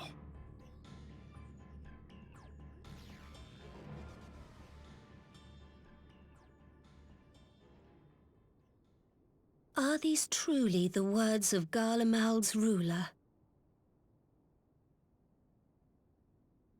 The flaws and foibles which you so abhor are what make us who we are. Every nation, even yours, Emperor Varys, is made whole through the combination of these imperfections, the strengths of one compensating for the weaknesses of another. While it is true that man succumbs all too often to anger and avarice, he may yet overcome his baser instincts through the forming of bonds with others, fostering community and cooperation. That the protector of an empire should not only reject these fundamental truths, but seek to change them at so dear a cost to life is indefensible. You tell him, Nanamal. Such a man is not fit to govern.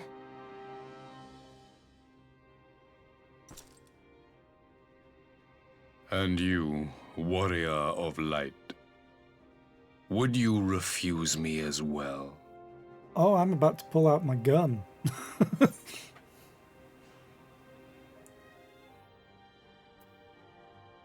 I cannot condone such a loss of life.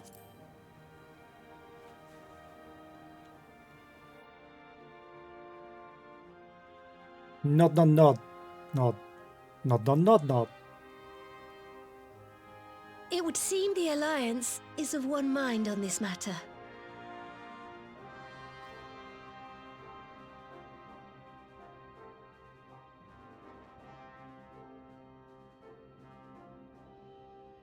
You Eorzeans never cease to disappoint me.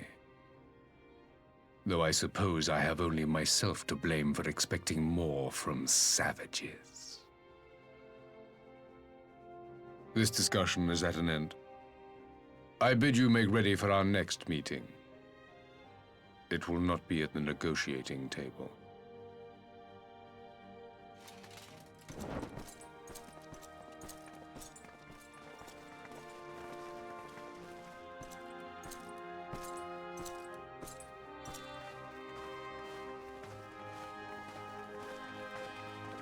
I did like that they had this little interlude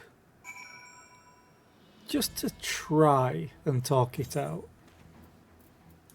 Not that it went very well, but I came back to find Doma's advance party ready and waiting for battle.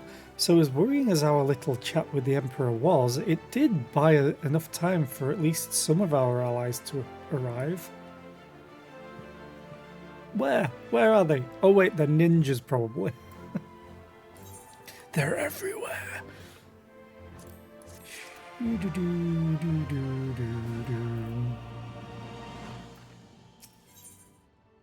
The Face of War is the last quest in 4.5, and it's got a dungeon.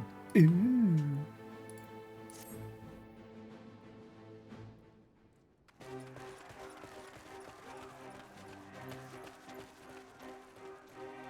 Dun, dun, dun, dun, dun, dun, dun, dun, dun.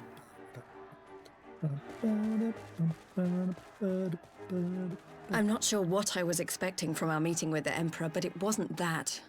Still, at least we know now what he's really after. Aye, a future built on a mountain of bodies. I too want the Ascians dead, but not at any cost. The last of the reinforcements from Dorma arrived not long ago. I pray it will be enough. Given the Emperor's stated goal, this is a battle we can ill afford to lose.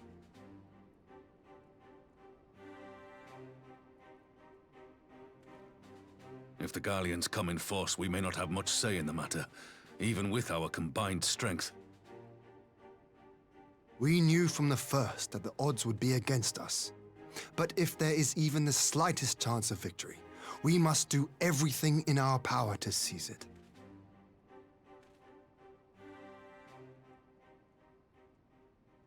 We must seize it, full stop. Here!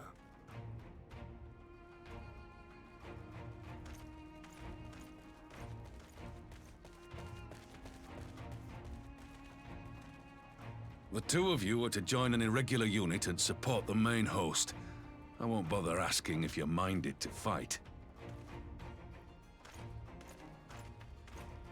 After coming this far, how could I not? And for once, there's no one around to countermand me. Not that they would. Not even my brother. But we all know who really make the difference. Ready to frighten some Garleans? Right? No, I mean to kill them. I wouldn't want to be on their side. Might I ask you to accompany the Dorman contingent? They are strangers here, and your presence would do much to raise their spirits.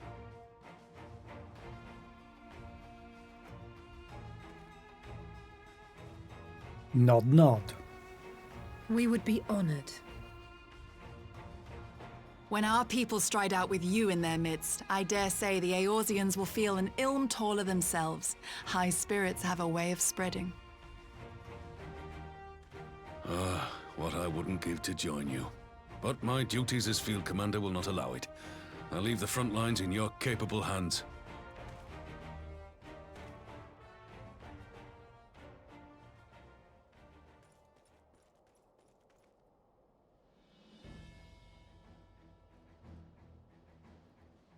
Comrades, ready your arms. The hour of battle has come. May the crystal guide us to victory!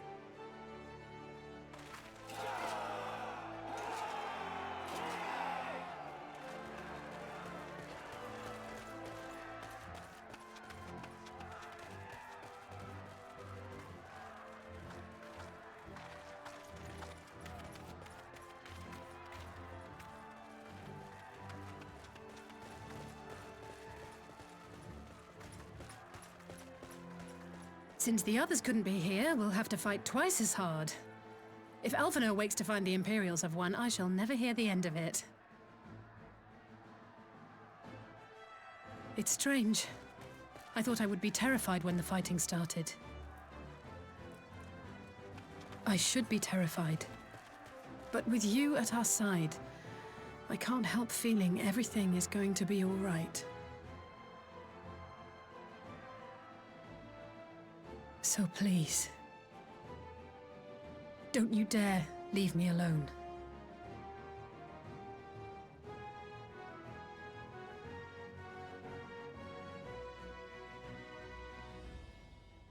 No matter what happens, we have to survive together.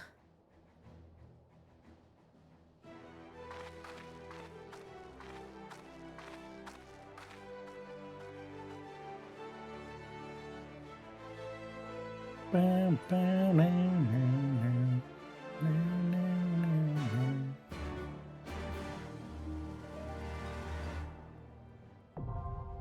Gimlet Dark, now accessible.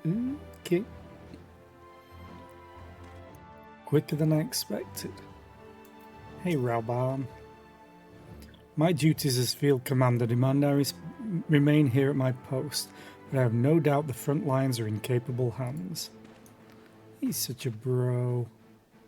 As I say, he's one of my favourites. I started off not liking him when I first started the game.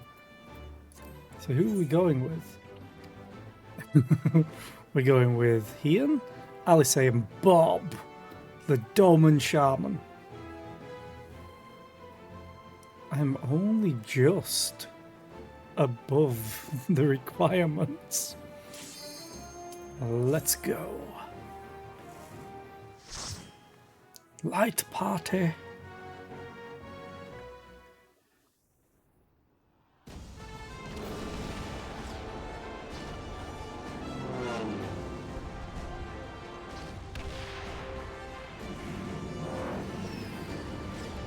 What does having ground troops make sense in all of this?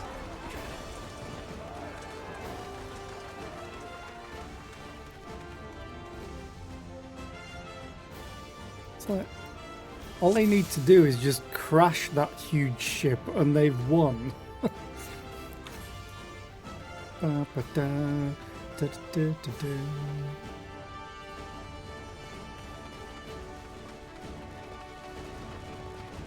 This is the moment of truth, my friends. Hold nothing back. Aye, let's give them hells.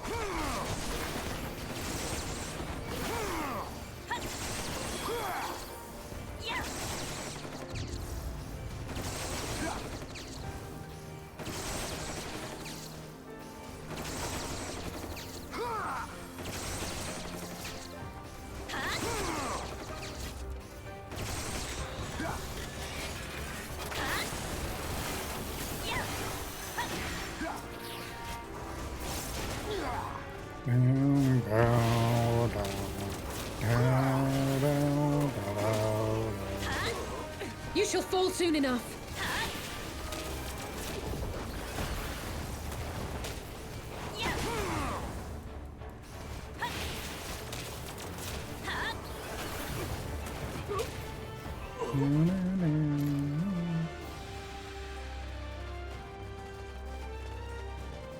I love how they've changed the theme song for this. I always love when they do small changes like that.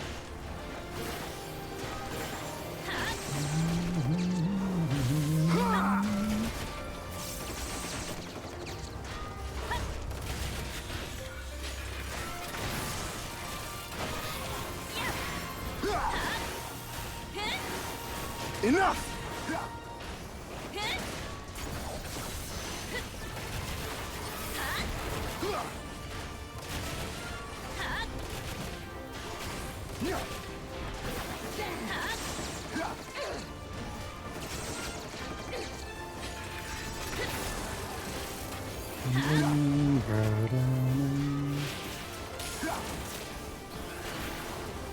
I do miss having Gosetsu as my tank, but I love his storyline as well.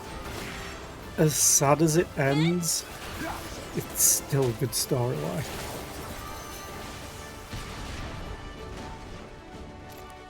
No chests. Sorry, coffers. Next. Well, you're not going to drop anything in on us this time? Okay. How about here? Oh, I was like, what aggroed me? Paratroopers and a puppy.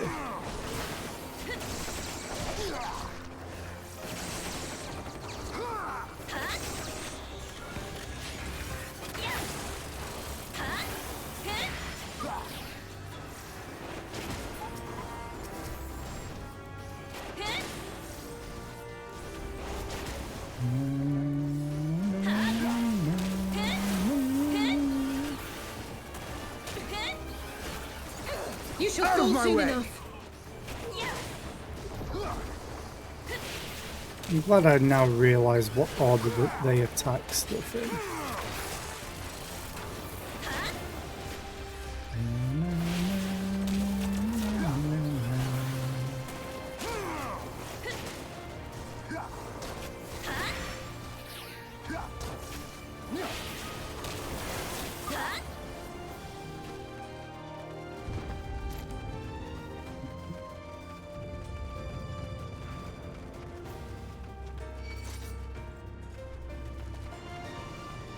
I heard something aggro me.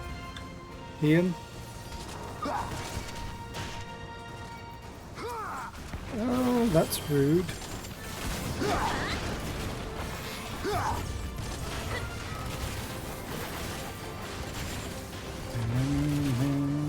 Enough!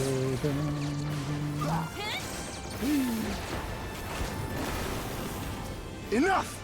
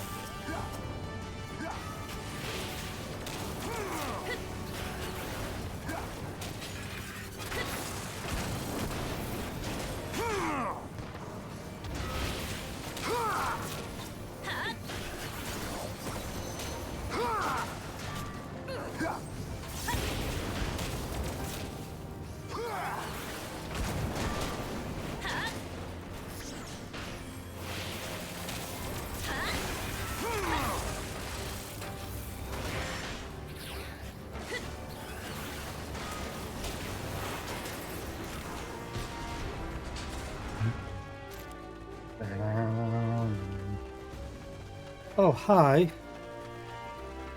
You're a big gold fella.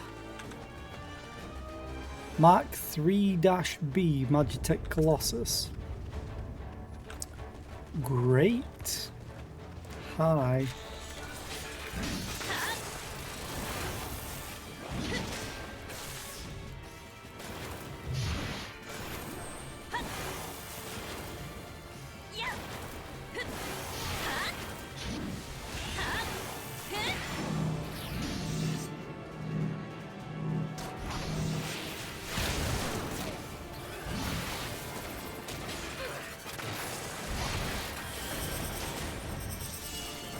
What is this?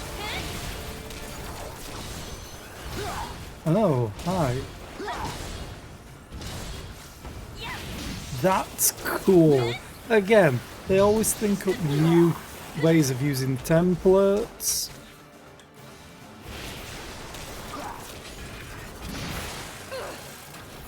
I love it.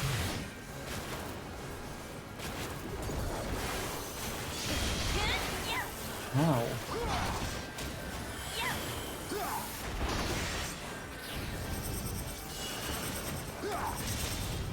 Oh, he's going that way.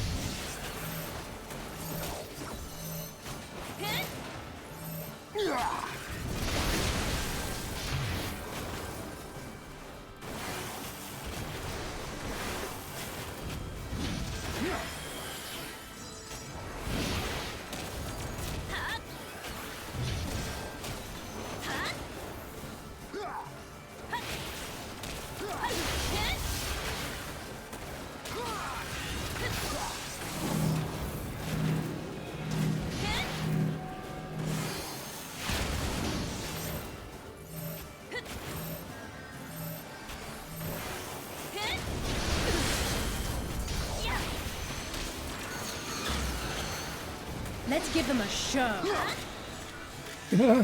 Yeah, I think they're giving us a show, Alice, eh?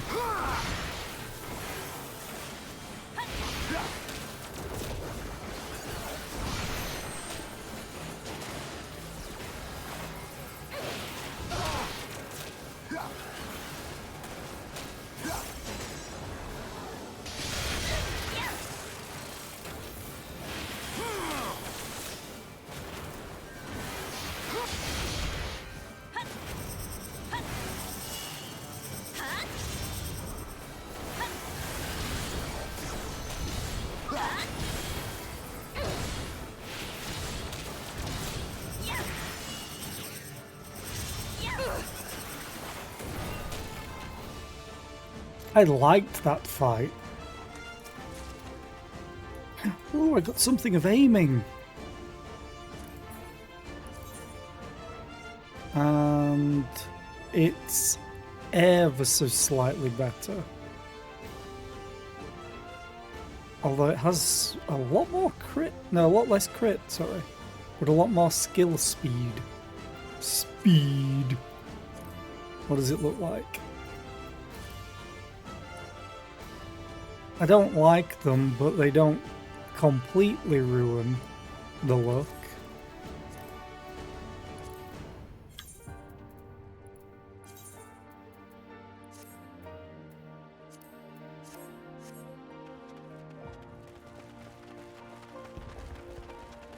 Ceruleum on the floor.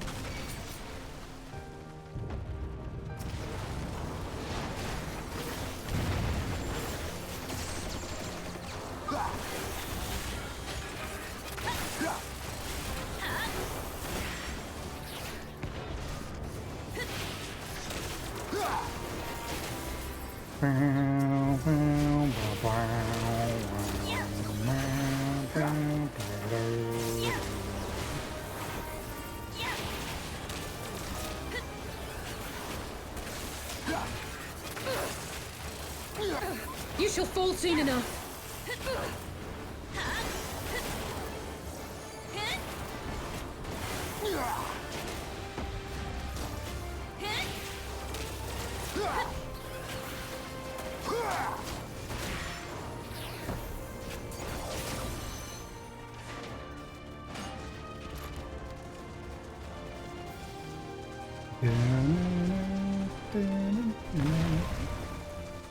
That was close.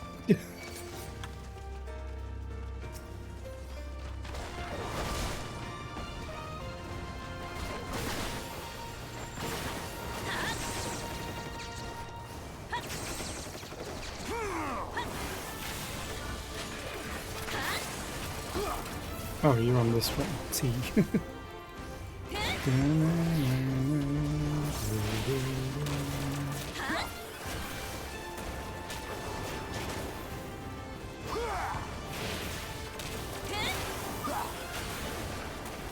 Take that! You shall fall soon enough. Take that!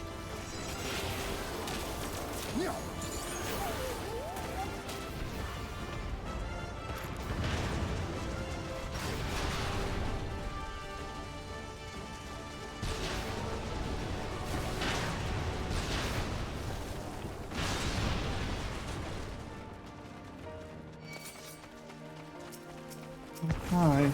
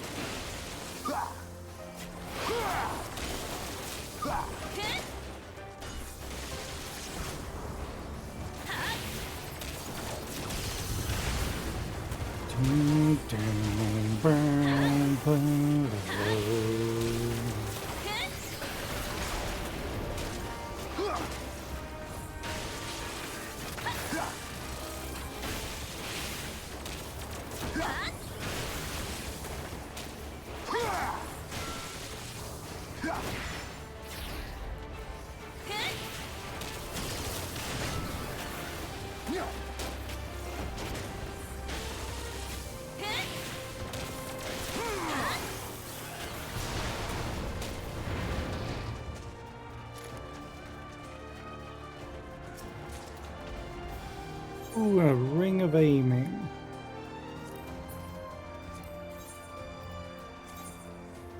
Oh. Huh. Oh, I had no room for a ring. Right, yeah. Oh, I've got this crap to deal with again.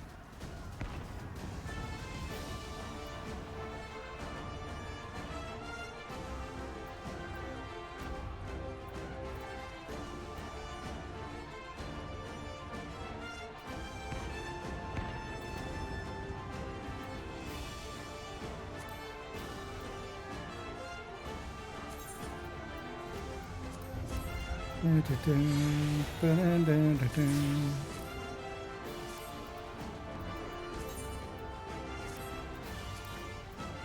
370.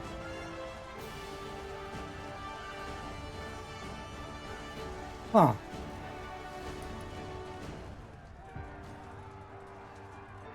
I'm guessing they just want us to go through. Whee! Maybe we'll lift their spirits. Hey, Lise. Maybe I should have headed down here sooner. You almost died.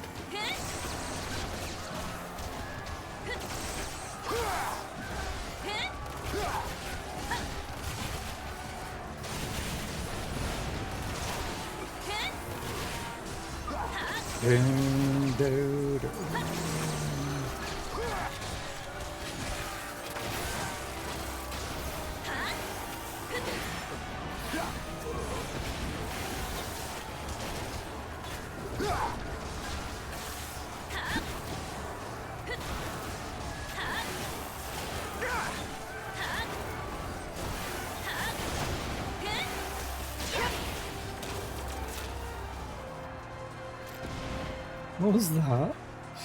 She said like, oh, thanks for something.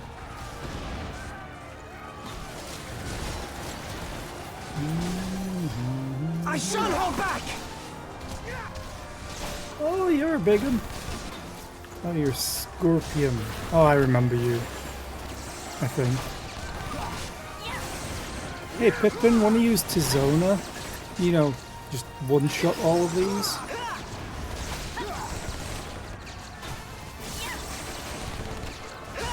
Why can't we just tanked it?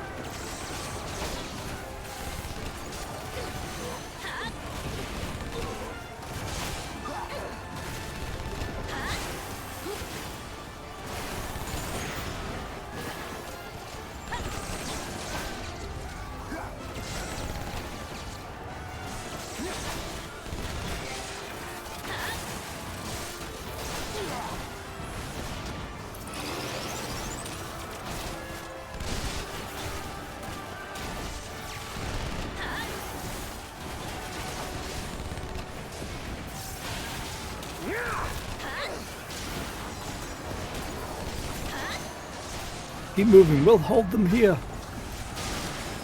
You better do. Where are we going? Oh, the fire.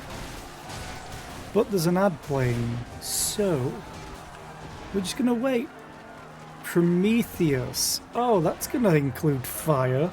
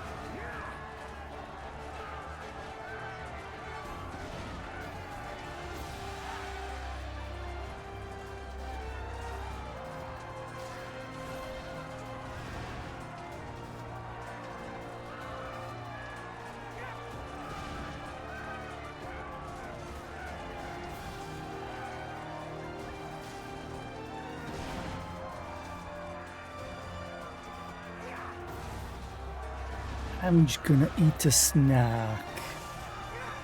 So I made Rice Krispie Squares again. With a difference.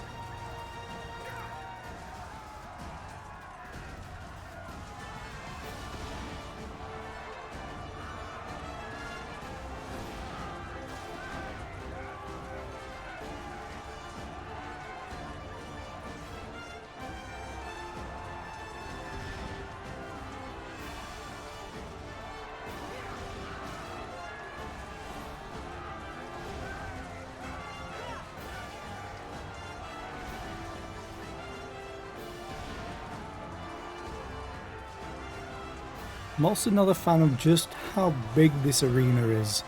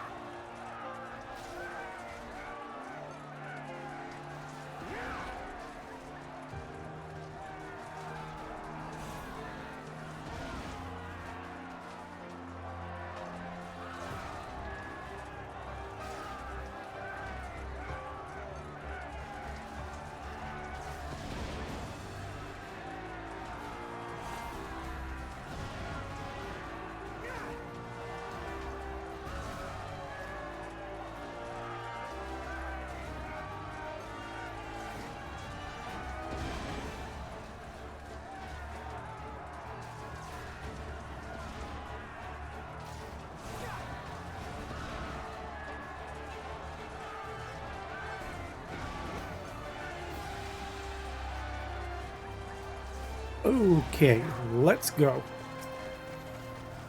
We'll drill to the face.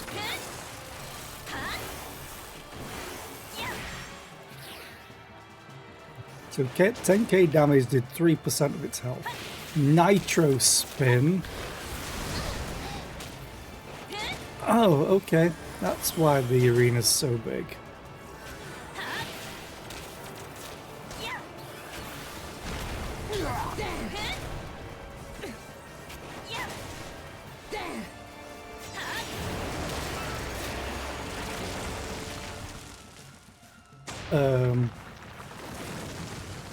The wall begins to tremble.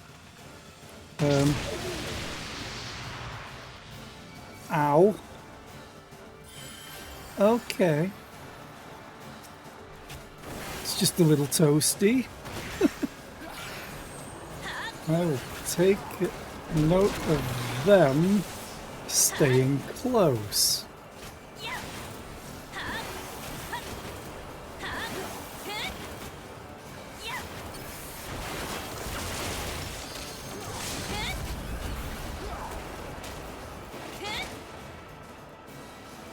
Let's give them a show. Let's give them a show. What's that, Alice say? Are you giving them a show? I hope you're charging them tickets.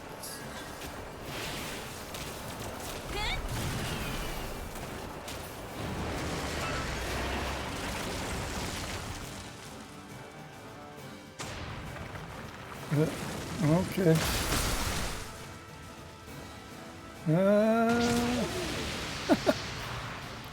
Damn. That was close.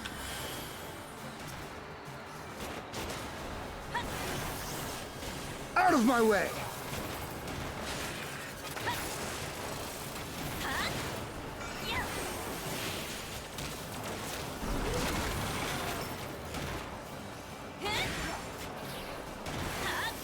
I like it how it had unbreakable drill. And I just have drill.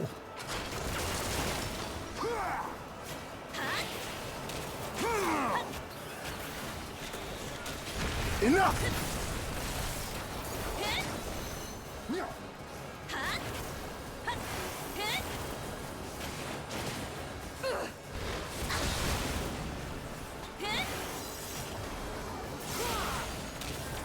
Please don't retreat at the last minute on the ground.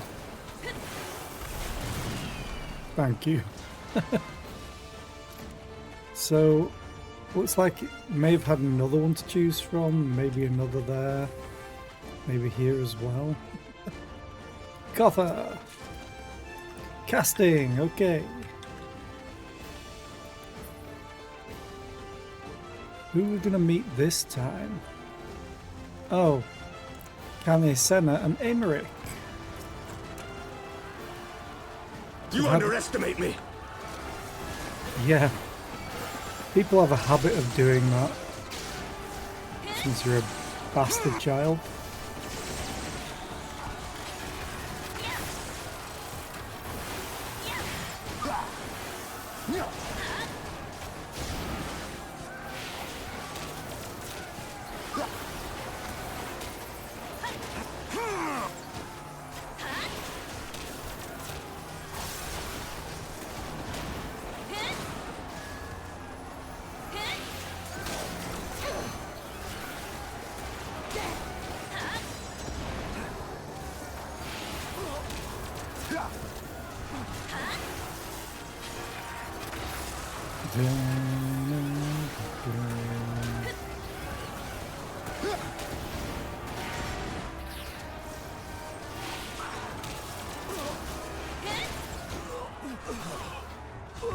Why, thanks, Zara.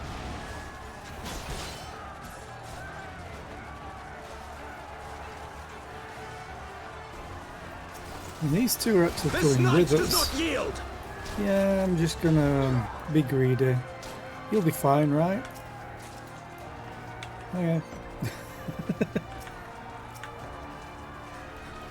Gotta get that loot. My friends, I trust in them.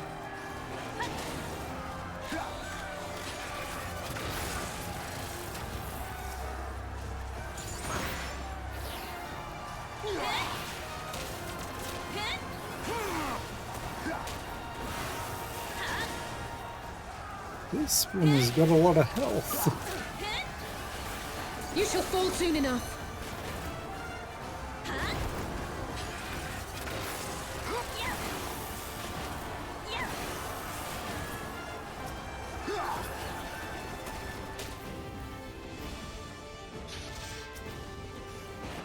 Another Colossus.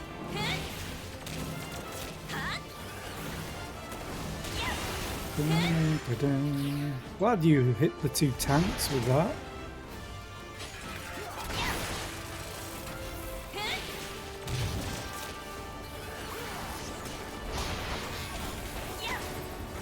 Canisena, move? Or not. You do you.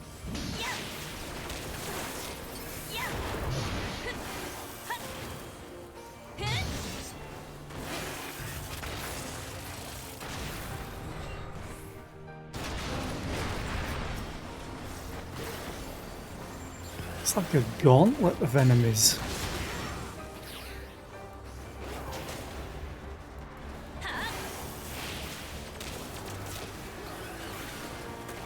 Also, you've got to admire just how quick the war broke out. Talks have broken down. Okay. Fire everything.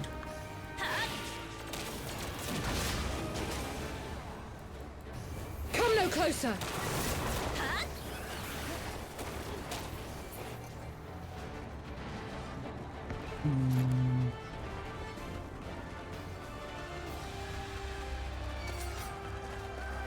They aggro from so far away.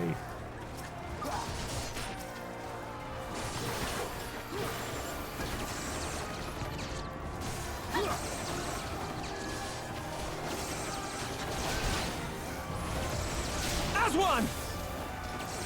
Oh, hey, they broke through that side. Oh, that's cool.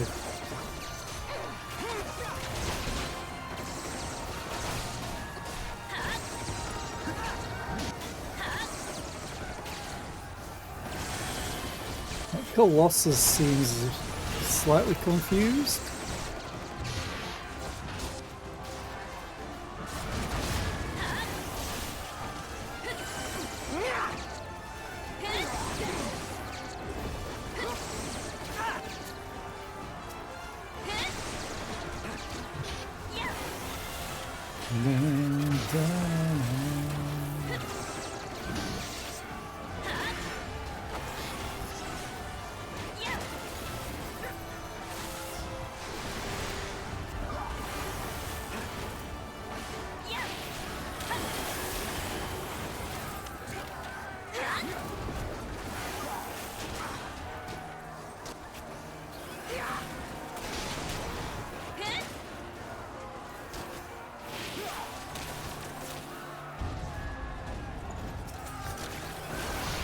Whoa. Rubricatus. Unbreakable Summit Blade. Ooh.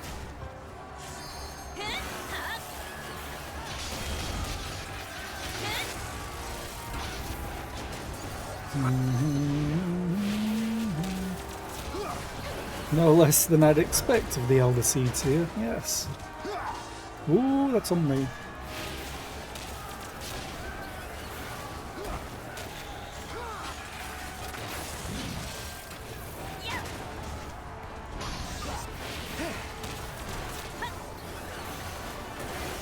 That's also on me. Oh, Aemeric's broken off. Oh, they've all broken off again to their own fights. Time to get serious!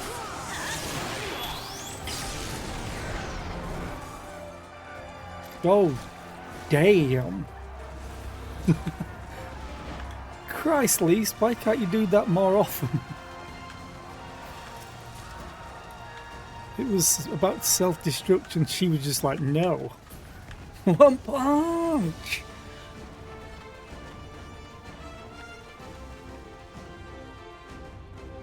Ooh, a cutscene. What the hell are we gonna fight, though? Oh, the 2 personal guard. These savages bested our vanguard. Impressive. But in the end, they are only that, savages. Now let us be brief. His radiance awaits.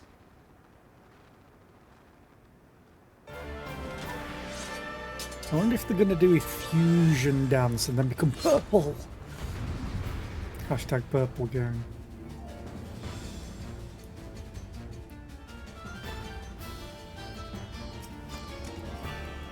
I was like, can I just shoot them from up here? That would be hilarious. No, they're out of range. Whee! Guys?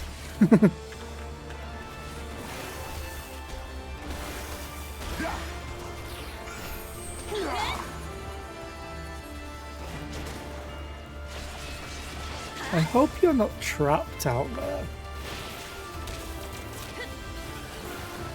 And then...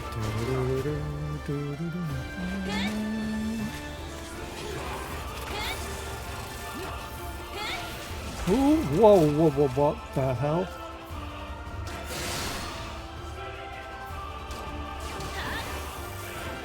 A formidable foe indeed.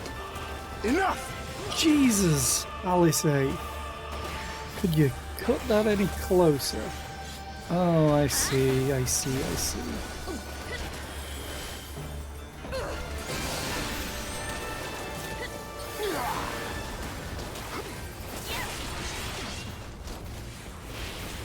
They've locked onto me.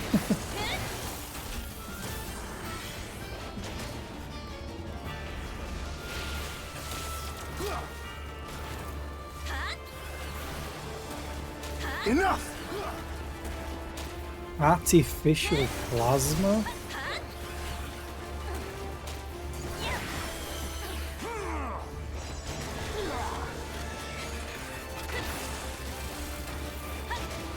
Order to bombard.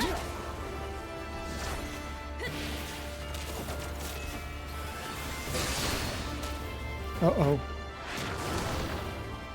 Yeah. I see how that works. Now. Impressive, Anya. Let us engage them together. You cannot hope to evade us both.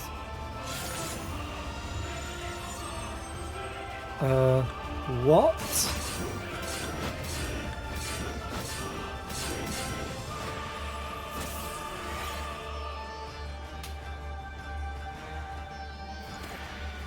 Anya, fall back.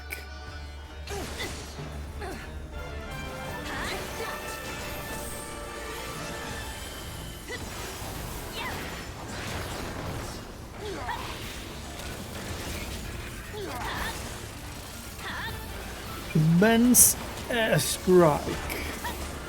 Deploying now. Oh, hello.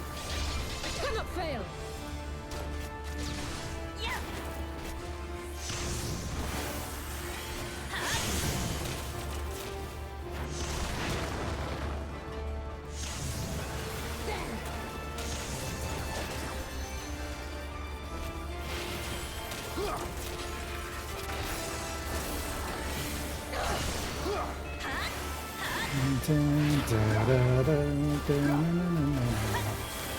No holding back. Yeah. Ooh. I went to follow the NPCs, but they can move quicker than me on the server. I just got nuked. This was not a shortcut.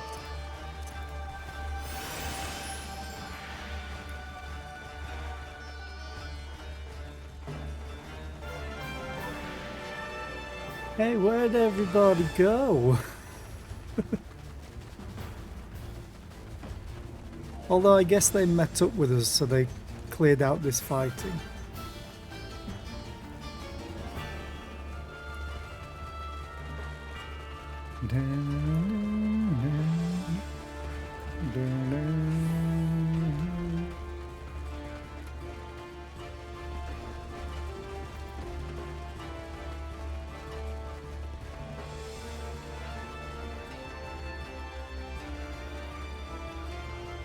Let's try this one again.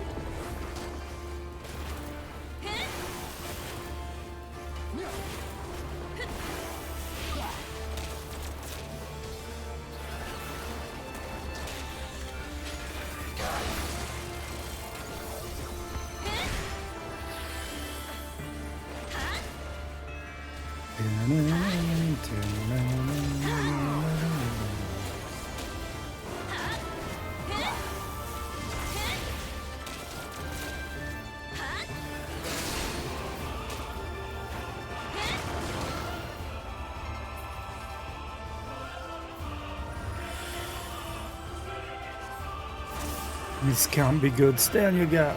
Don't take your eyes off of them.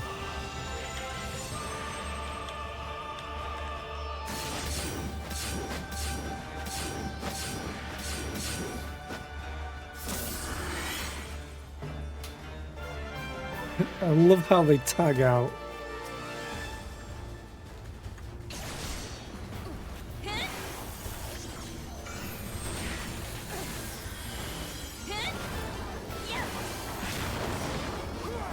I'm just gonna try and stay as close as the NPCs do. But it's the cerulean tanks.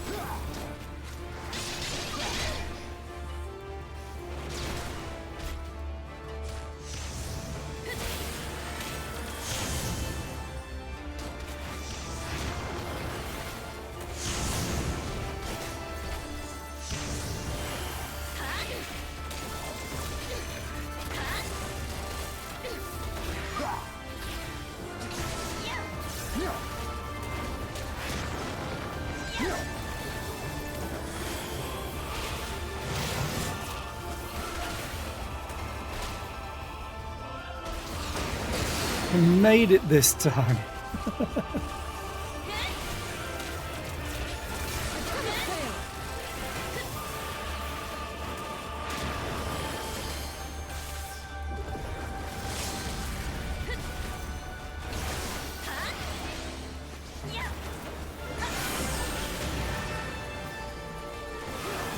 There'll be nothing left of you but a smoking crater! Seems we have no choice, Julia. Or Yulia, maybe. You should feel honoured, savages. Few are they who have witnessed this twice. Ooh.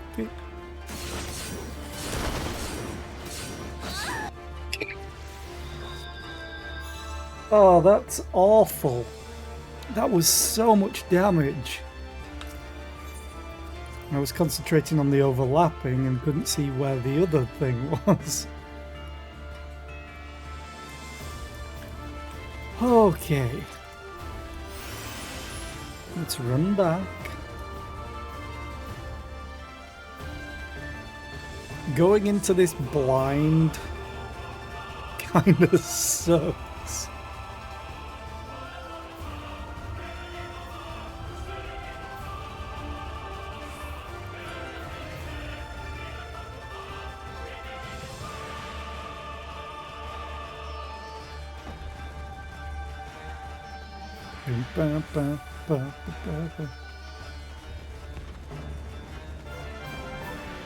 Especially because the NPCs have their own set locations.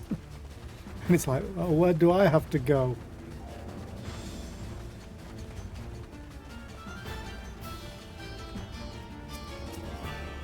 What happens if I attack you? Oh, right.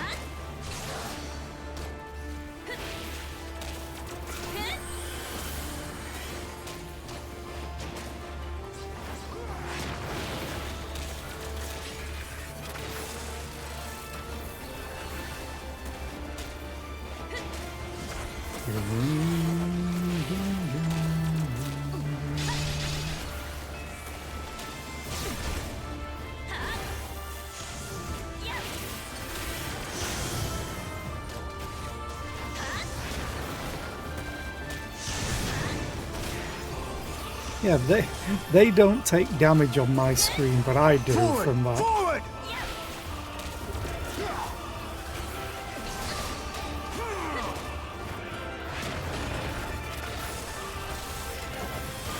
My allies, I should say.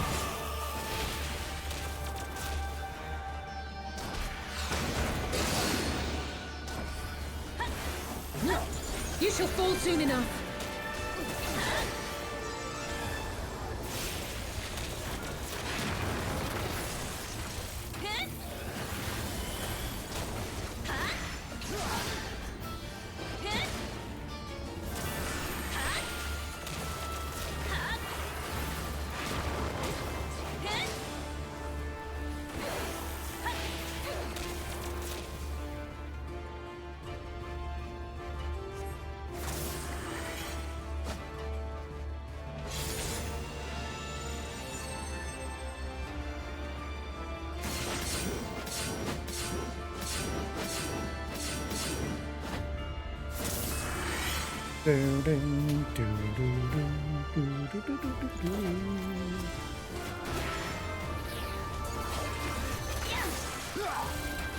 You shall fall soon enough.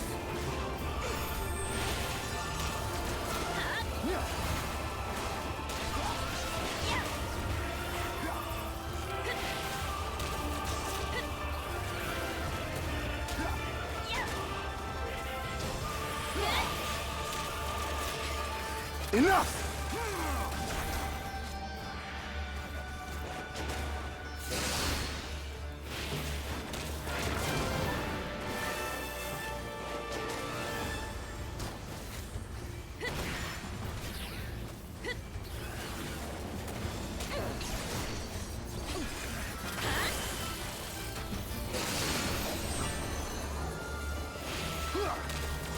I have a feeling I chose the wrong order for this version.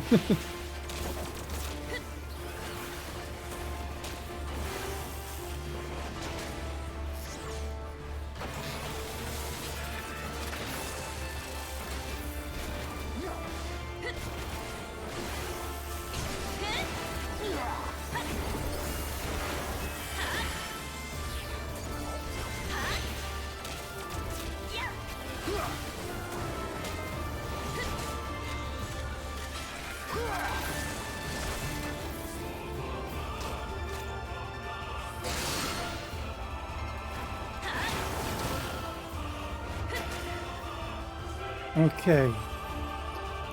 Where are you all gonna run to?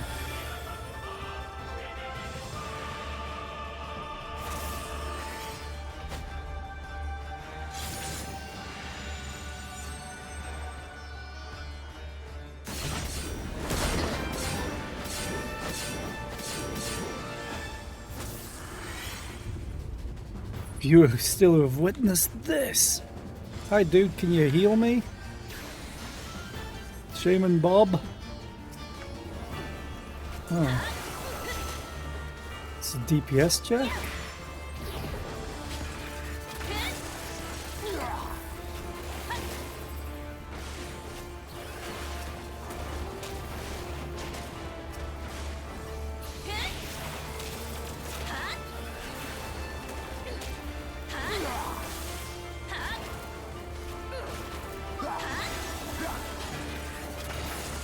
Oh, come on, come on, come on. Thank you. Don't want to fight them again.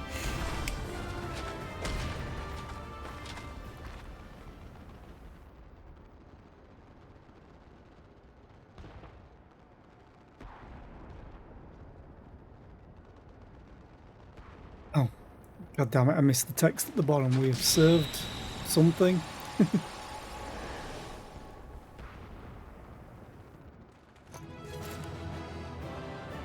Ooh. Yatta! Give me loot. Hi, Yugiri, who would have replaced me if I was a healer.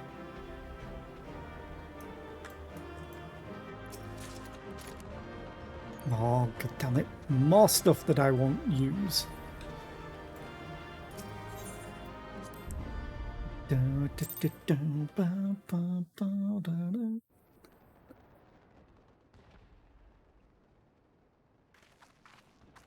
We did it! I dare say they'll be reeling from this. Yeah, but my shoes are awful. You were truly inspiring in battle, my friend. I'm determined not to be outdone, but there seems to be no one left to fight. A tactical withdrawal, perhaps? We should give chase. Finish them off while we have the chance. Imagine the other surprise when they wake to find the war already won. Don't say that. Oh, god damn it. The light will expunge all life. Only you can forestall the calamity. Throw wide the gates. No! No! No! Not like...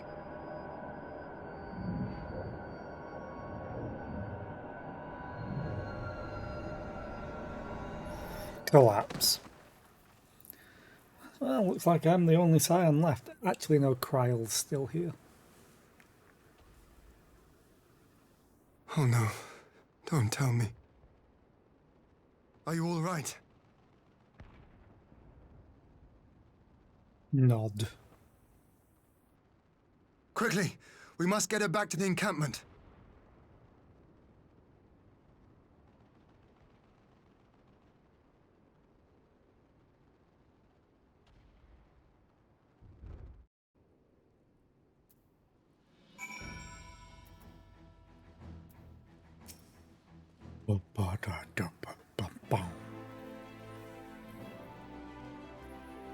Okay, damn it.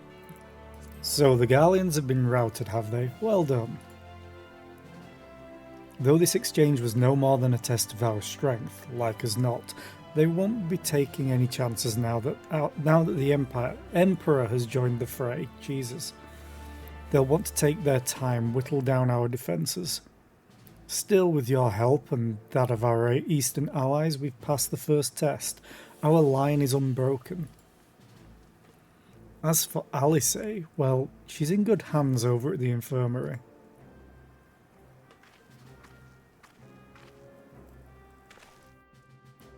My lord, the chirurgeons have completed their examination of Mistress Alice, and it is as we feared. She is locked in a slumber without any outward cause.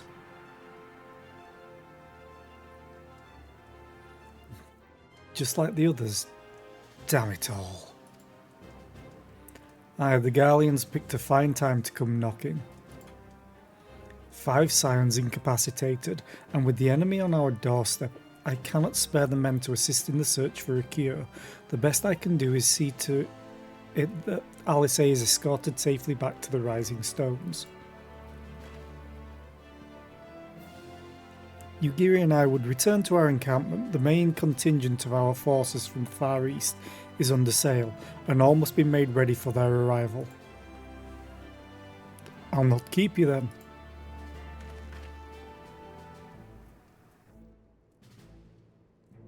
Nod. Judging by the Galleons' recent movements or lack thereof, they won't be launching another offensive in the immediate future. You should return to the Rising Stones. Given the plight of your fellow Scions, I can understand if you feel on edge, but you'll be no good to anyone without rest.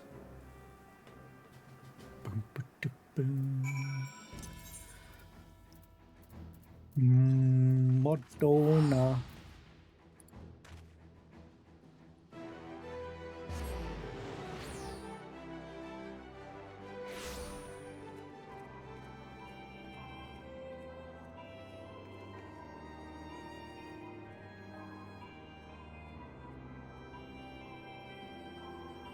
Just checking something real quick.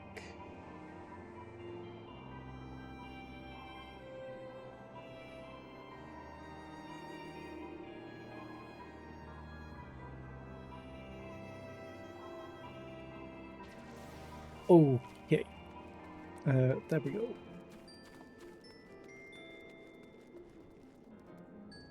Oh, while I'm here... 5? Yes. Live. Got my boots back. Very important.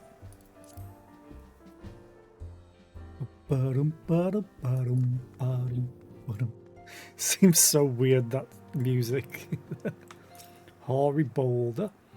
Ah, Zera, welcome home. Word has it you and Mistress Alice gave the Galleons quite a thrashing. Speaking of whom, where is Mistress Alice? I was certain she would have returned by now.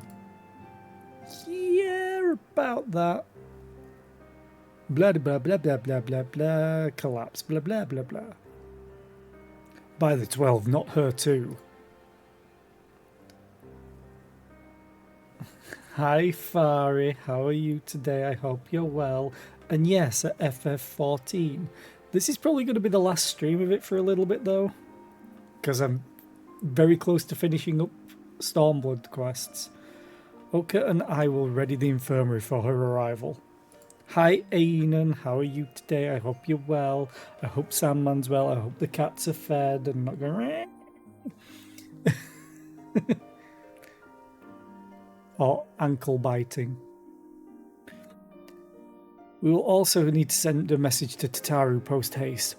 Would that I had something other than grim tidings to share with her. I hope Tataru hasn't been knocked unconscious.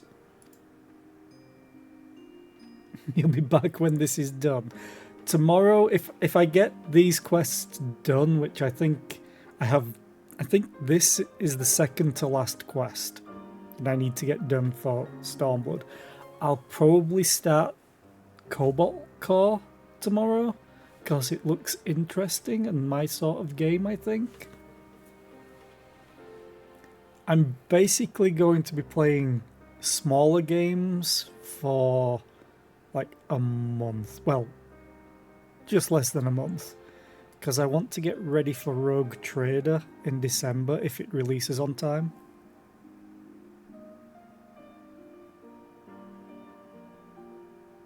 Oh, Leon keeps pausing the stream. I'd say, oh no, but oh, it's so cute and adorable. And with you too, for that matter, it grieves me to report that the Archon's condition remains unchanged. As we speak, Kultanet, Kryl and Master Matoya continue to explore every possible avenue. Alas, their efforts have yet to bear fruit. But all is not lost. You are still hale and whole after all, though I suspect you must be tired from your journey. You should rest, my friend. Leave the worrying to us, for the time being at least. Am I finally going to go to sleep for once and then probably dream stuff?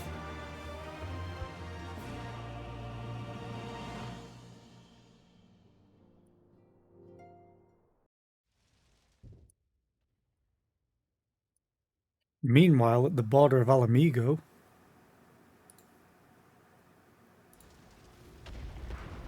Oh yeah, we're just in the middle of a war. It's fine. Don't worry about it. We were just here. Though not while Xenos was here.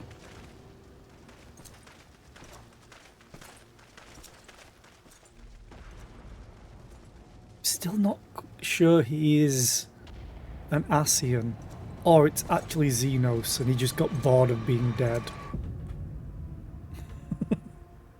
Because that wouldn't surprise me. What is it good for? Absolutely nothing. Say it again. Okay. So this is the second to last quest. I swear FLC probably wrote these quest names. Or Patch. Ah, Zera, yours is a welcome face indeed in these troubled times. Though if you've come to inquire about our stricken brothers and sisters, I am afraid I have naught to report. I'm guessing they worded this as if, because between patches, so there might have been some time. Even though it's literally been about a minute for me. Cultinet probably. And the others continue their tireless search for answers, and I too have done all in my power to assist them. Alas. Please be Tataru. Oh. My apologies for the intrusion. I was told Master Alphino had been brought here and wished to see if his condition had improved. Who the hell would this be? Oh, Maxima. One of us, one of us, one of us. Mistress Zera, I have heard about the part you played in driving back the Empire's forces. He was part of the Empire. He recently defected when they tried to kill him. Thank you. That you were able to stop them, if only for a short while, gives me hope. I realise how strange such words must sound coming from a Garlean's lips, but I speak them out of the love I bear for my homeland, because I wish to see an end to the bloodshed. I mean, we've got a couple of Garleans on our side right now. One of them's questionable, though. The other one is Sid. That is why I chose to share all that I know with the Alliance. Though I will surely be branded a traitor, I am content to bear that ignominy. It will seem a small price to pay if it helps to prevent this conflict from escalating any further. Technically, we've got 3 others. 2 of them are questionable, one more than the other, and it's not Shadowhunter. Because we've got Nero, and his motives were always questionable. So we've got Sid, who's resident engineer, Nero, who's another engineer and scientist, but he's all about himself. He doesn't really care just as long as he gets to do what he wants. Then we've got Shadowhunter, who was Gaius Van Baelsar, who we fought during the Ultima fight. He survived. Now we've got Maxima, who was just a guard to...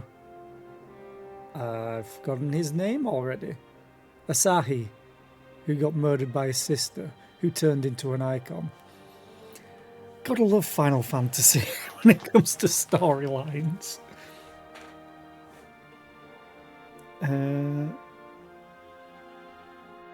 Yes, I read all that. Nod. But enough of my prattling. The war is not what brought me all this way. I came to see Master Alphino. An acquaintance of Zera and Alphino, are you? Well, far be it from me to turn away good company, if you will follow me, sir.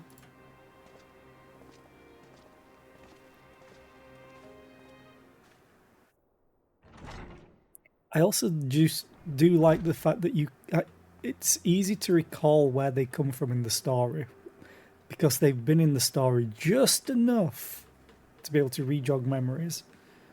It's good writing, is what I'm saying. When word reached me that Alphino had returned, it seemed only right that I visit him. Poor lad, it pains me to see him thus, but I take solace in the knowledge that he is safe and well cared for. He fought valiantly at the burn. The Popularis could not have wished for a more committed ally. I know not how he came to be so afflicted, but I pray a cure will be found soon. Me too.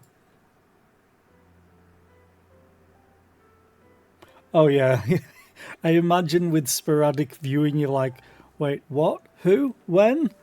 Huh? On an unrelated note, you may be interested to know that I have travelled here in the company of another acquaintance of yours. Shadowhunter?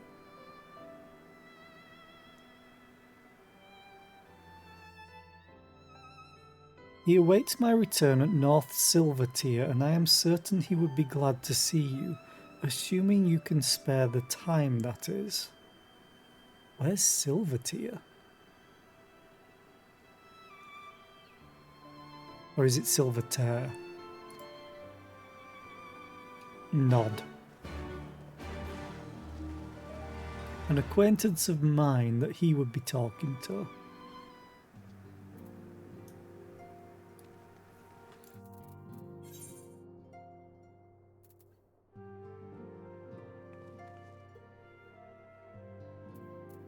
There is Silvertier, hang on. Oh. That's where the airship landed at one point.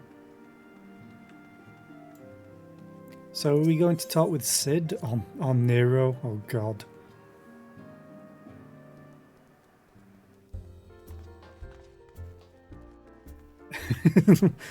Looking forward to reading some FF games in the near future.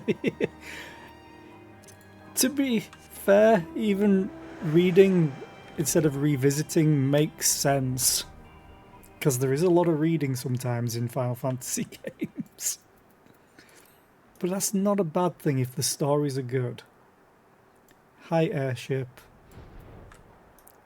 Hi, Sid. Autocorrect bastard. Ah, there you are. I was beginning to think you would not come. Of course I'll come visit Sid, but where's Nero? I'm worried that he's on his own, being unsupervised. It sounds like you've been through the mill. You should have called me. Though I must confess, tracking down missing souls isn't exactly within my field of expertise. As you may have surmised, I heard much of Master Garland growing up in the Garlemald. Indeed, he has long been a source of inspiration to me. Most Garleans would say he's a traitor, that he turned his back on his country. We of the Popularis, however, consider him a revolutionary, a man willing to defy the Empire's dreams of subjugation, that his inventions might bring about a better future for all mankind. Please, revolutionary is a term best reserved for my work. I am but an Imperial defector who thought to aid another Imperial defector. Whatever Master Garland says, I am humbled to find myself in such distinguished company. Speaking of distinguished company, we heard from Rauban that you ran into an old friend in the burn. Is it true? Gaius still lives? Nod. Like most in the army, I never had the privilege of seeing the Legatus without his mask. To think I walked halfway across the burn in the presence of the Black Wolf. And he claimed to have severed ties with the Empire to hunt Ascians, did he? After his humbling at the Praetorium, one would think he'd have the good sense to stay dead. Should we meet again, I shall be sure to tell him so. Commander Aldin also spoke of the Alliance's meeting with the Emperor, though I still labour to believe what he told us. Did his Radiance really claim that Garlemald was founded by the Ascians? I wouldn't say founded by the Ascians, I'd say founded by an Ascian. But that is madness! The very notion is absurd. Every fibre of my being rails against it, and yet I see there is no escaping the truth. From the very founding of my homeland, my brothers and sisters have laid down their lives in service to a lie. The Ascians must be stopped, to save my people, to save all peoples. For all the Empire's many crimes, even I did not suspect. Had I known, I would have left a lot sooner. But that is in the past. Here in the present, we must apply ourselves to the problem of how the Empire's ambitions may be thwarted. not only in Eorzea, but in the Far East as well. The Ironworks will spare no effort to achieve that end. Seiryu's wall was a good start, but we can do more, and we will. We'll show them what it means to achieve freedom through technology. Begging your pardons, I bear a message for the Warrior of Light. Hi. Commander Aldin requests your presence at Alliance headquarters in Alamigo. He would discuss matters of strategy at your earliest convenience. Nod. Ah yes, the inevitable messenger. I knew it wouldn't be long before duty called you away. Time no doubt being of the essence, could I tempt you to a ride aboard the Excelsior? If there's a faster way to Rauban's side, I will personally apologise to the commander for keeping him waiting. Yeah, I could teleport there. Just saying. Dun, dun, dun, dun, dun, dun, dun.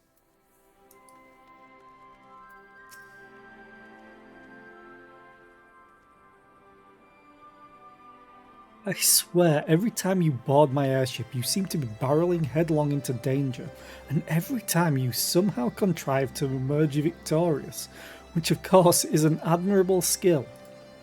But no one is invincible, Zera, not even you, so please, take care of yourself out there. I pray you remain safe on the front lines, though ill-equipped to join the fray. I shall do all I can to assist from headquarters. My colleagues and I have been tasked with evacuating casualties by air. See that you aren't among them, eh? Sure. I'm going to say, am I going to talk to you now to get the next quest? Ooh, a present! Oh, a Xenos. Commander Aldin is waiting, my lady. It would be best if we proceeded to Alliance headquarters at once.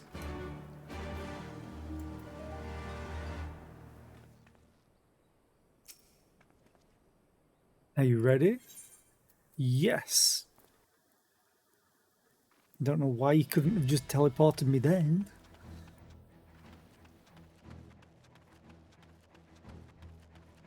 Hey, Rauban.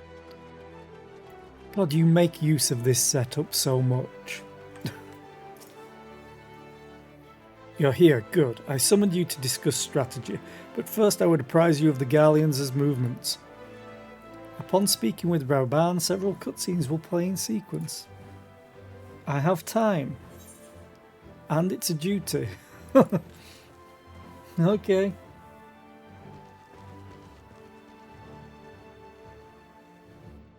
There have been several skirmishes along the border, but as yet neither side has delivered a decisive blow.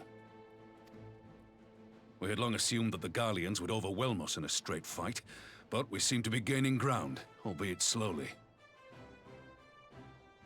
As to why that might be, the most likely explanation is that they have yet to commit all their forces. Still, we're winning, and our latest intelligence suggests the Emperor has retreated back to Garlemald.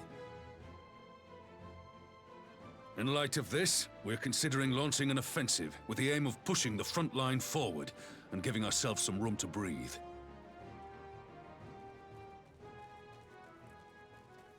Commander! The Imperials! They've broken through our defenses to the east!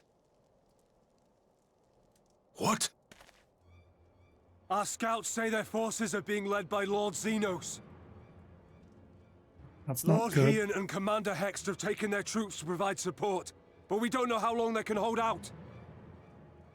So, they've been biding their time, waiting for his arrival, have they? Very well. Send word to our allies, requesting reinforcements for the front line.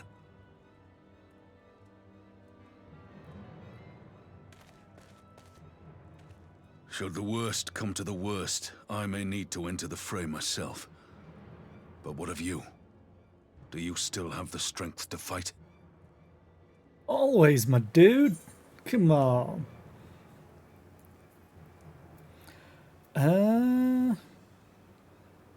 You need only say the word.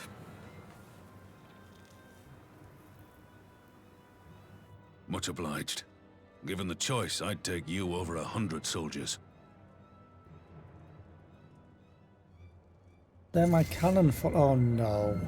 Why won't they open? Please, I bid you open.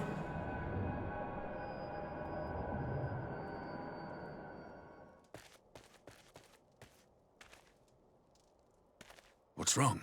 Is it the voice again?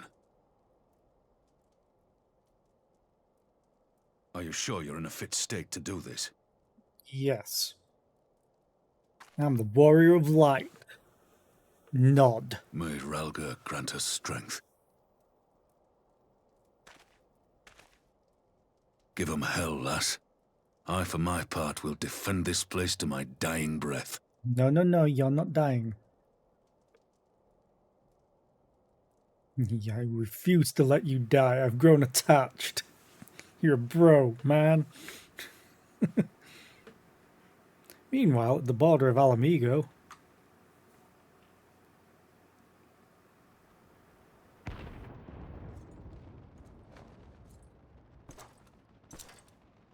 uh-oh. Ian, don't do anything reckless. Or Lise, or Yagiri. Random ninja, don't care. Wait, am I fighting as Hian? Crab. Battle. I'm fighting as Hian. Okay, what do we have? Oh.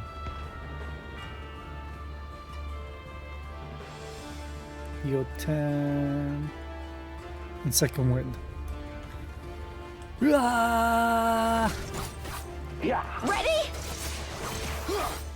Yeah.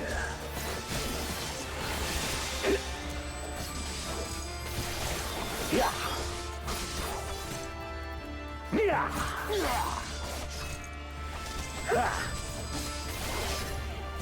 Yeah.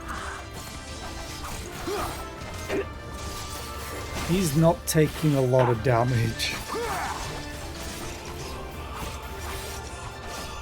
Oh, it's a dot. Damage over time. Ow. Wait. 99999 damage. This one's for you, Ida.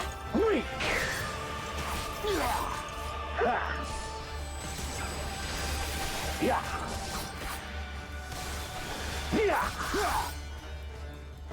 I mean, they were cannon fodder, so soon I shall give the lie to this, to man's indomitable spirit.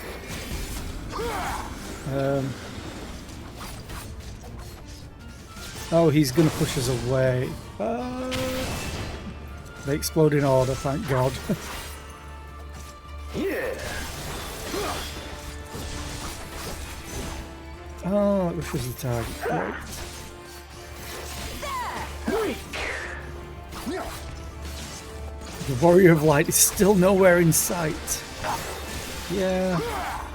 Strength, my friends. It would not do to have Zera arrive to find us battered and broken. Yeah.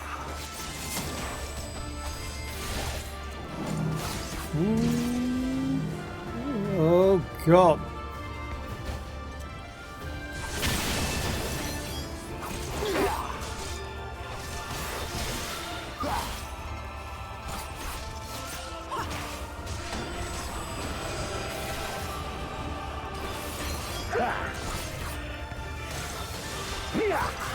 I hope there's a cutscene. Because there's an ad coming up. And if there's a cutscene, it means I can stop. Can I do anything about them? Nope. What is this sorcery? Ooh, that's not great. Ian, please don't die. Oh no, you don't. Here it comes. Oh, she put. Oh no. She pushed Ian out of the way. No, you don't die. The weave of a shinobi's power.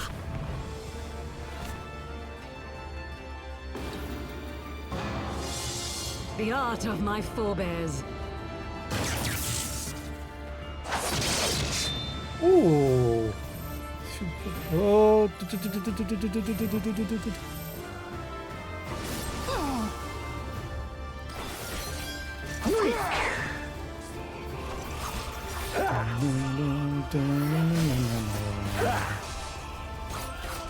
The Warrior of Light is but a few hundred yards away.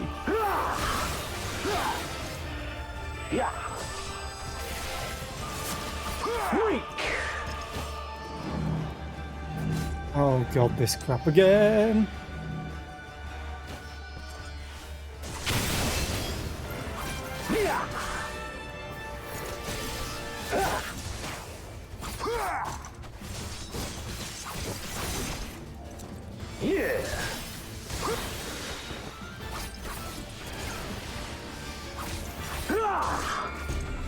Oh, this again.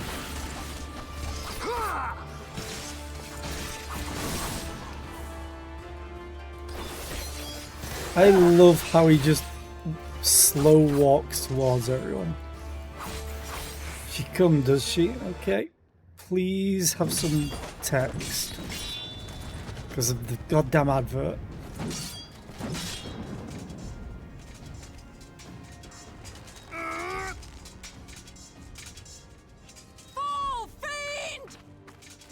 Oh god, they're auto playing the text. No!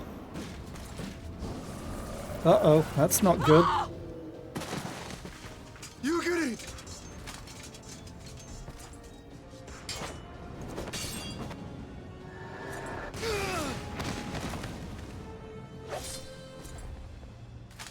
Damn you! Oh, she smashed his mask.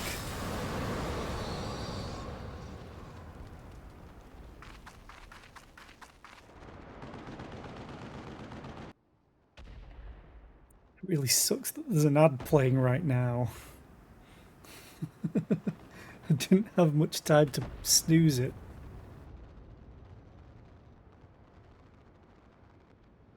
Magic with a Garlean body. That's hardly fair. Oh, now there's text. I'm going to quickly go to the toilet. Be right back.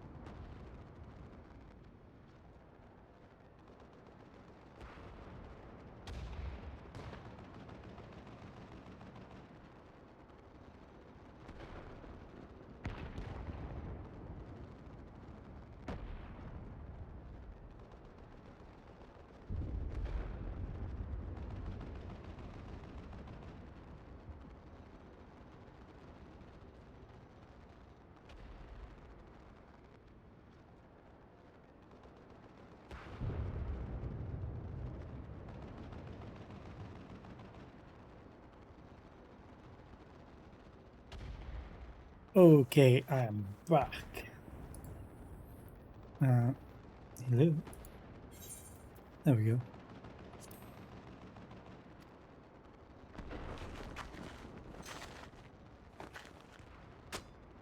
Still, he must be stopped, no matter the cost.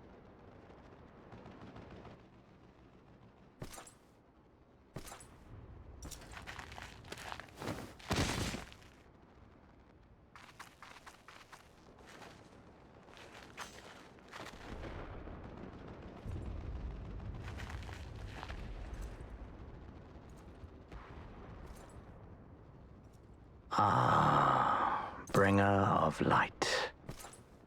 It has been too long.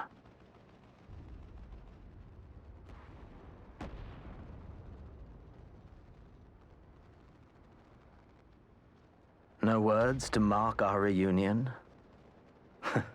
So be it. Equilibrium must be restored, and only your death will redress the balance.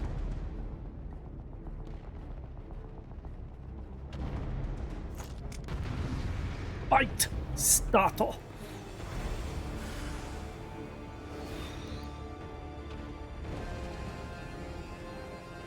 In the coming battle, you will fight a Zerebrit.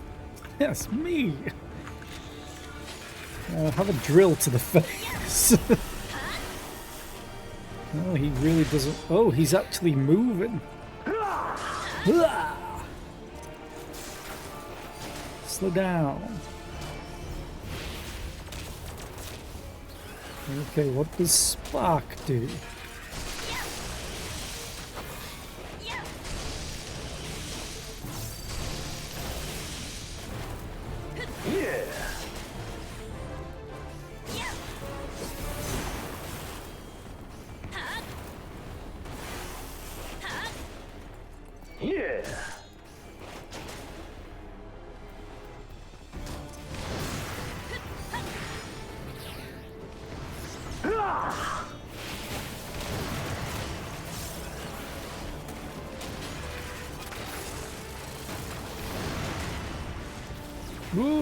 Okay. It's like all of the moves he did in previous fights. Just in a very quick, like, combination. At least that doesn't do as much damage as it used to.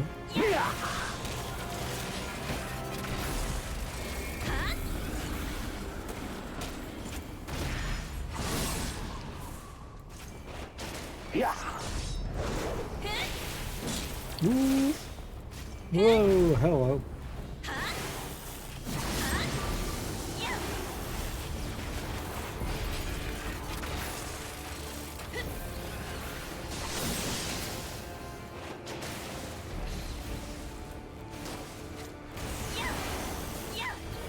I think I got paralyzed then because I stopped moving of my own accord.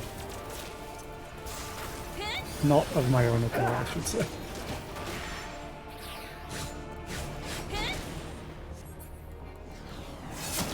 Oh, this crap.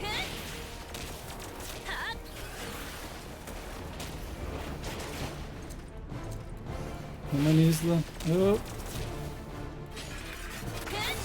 Oh, I didn't even finish this one off. Die.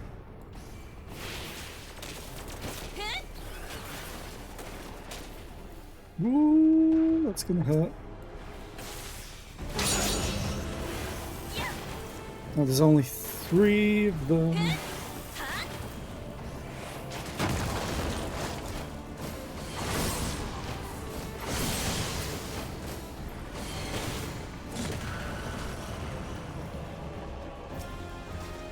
Possible. How has it grown? You've grown so powerful in the gift. I'm just gonna keep running. Slow down. Umbral raise. Whoop.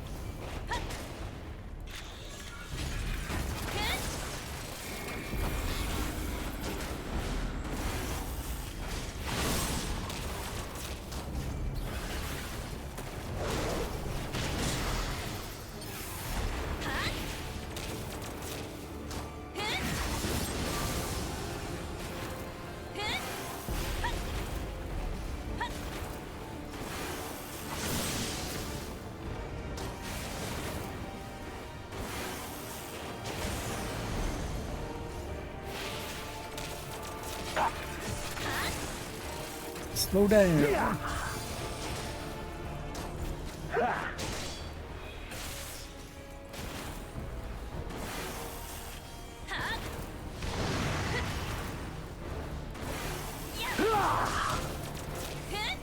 You're gonna move to the center soon.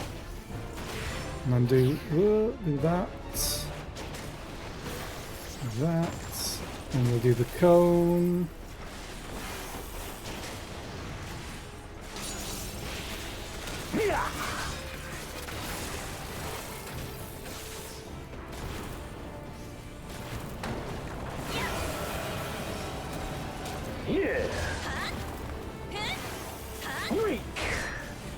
So this is not that difficult a fight because he's technically been training us every single fight we've had before to deal with this.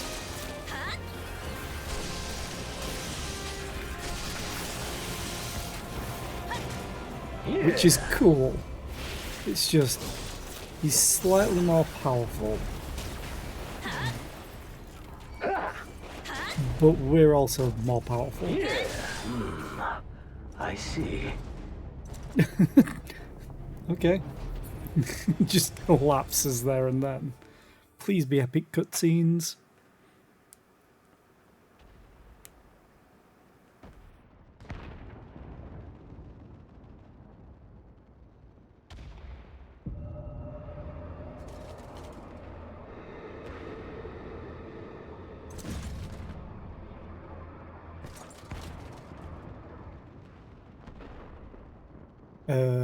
That's not right. Your mother chose her champion well. Yet, for all your strength, you will still fail.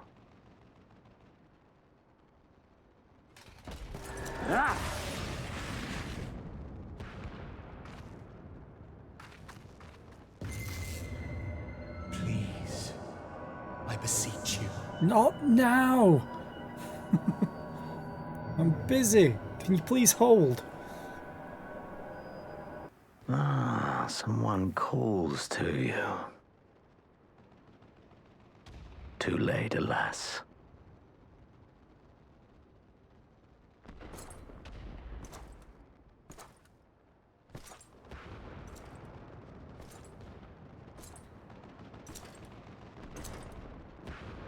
That's an epic look, an epic scene.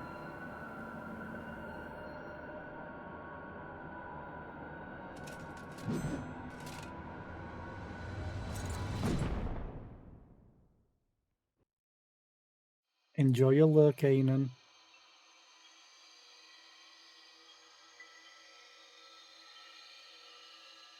Ooh, so pretty.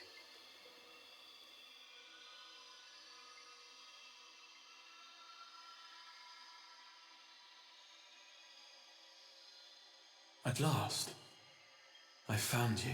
Yeah, you probably just killed me. Whoever you are, who I kind of know his name already.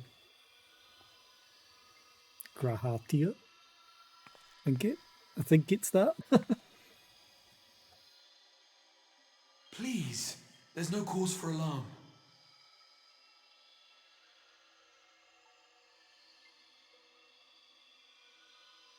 Though, I confess, this is not where I had intended to meet. But the place of our meeting is of no consequence, like the war you wage. Win or lose, the path you walk leads only to oblivion. The better path leads you here, to me. I have need of your strength.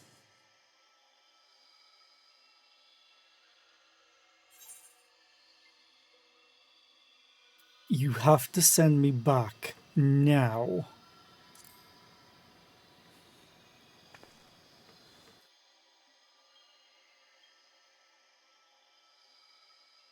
The battle is over, the danger past, but your work is not yet done. Battle is not over.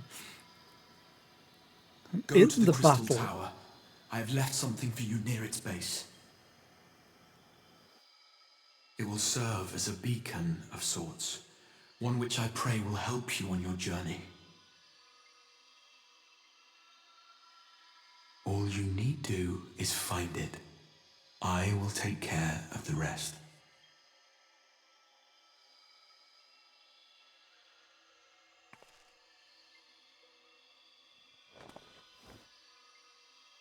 Soon, we will throw wide the gates.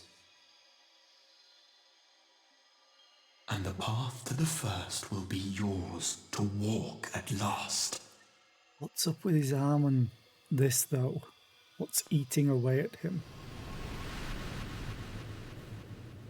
I guess we'll find out eventually.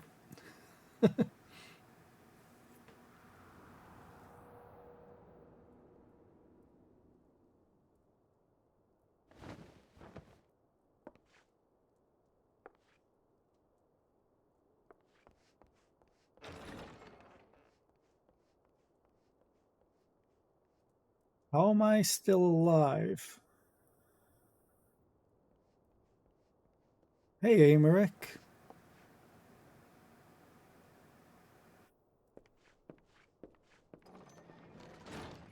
You're awake.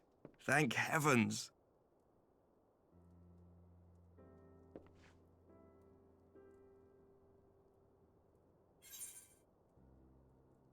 Where is Xenos?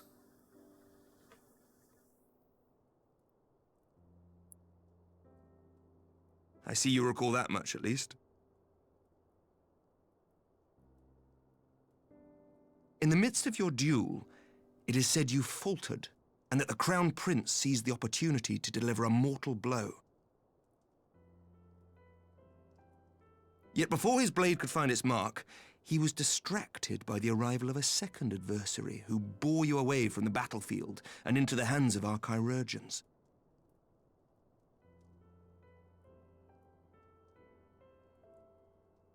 Gaius? Lest you wonder, he left before you awoke. As is his wont. Oh, Estinian, maybe? It had to be Estinian.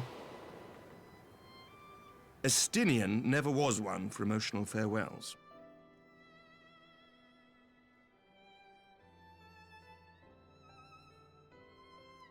Though Xenos bested all before him, the battle clearly took its toll, for he retreated shortly after your rescue. Seeing this, the remaining Imperial forces decided discretion was the better part of valor and pulled back, allowing us to re-establish our position. We have since received word of renewed unrest in the provinces, doubtless inspired by the efforts of the Eorzean Alliance and our Far Eastern allies. Nor does the good news end there. We have also come into possession of intelligence suggesting unrest within the Imperial Court. This would certainly explain why both the Emperor and Lord Xenos appear to have abandoned the fight. A long-awaited ray of hope in these dark times.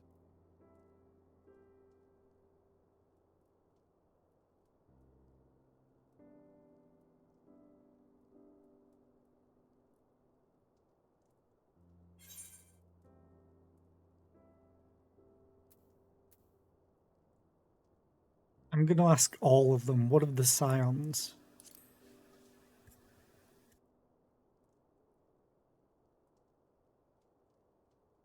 Yet to awake, I'm afraid. But please, concentrate on your own recovery for now. You have carried the hopes of some half-dozen nations, and we are all eternally grateful for your efforts. But no one is without their limits, not even you. You took my hat away. I need it. Leave this fight to us, my friend. You have earned your rest.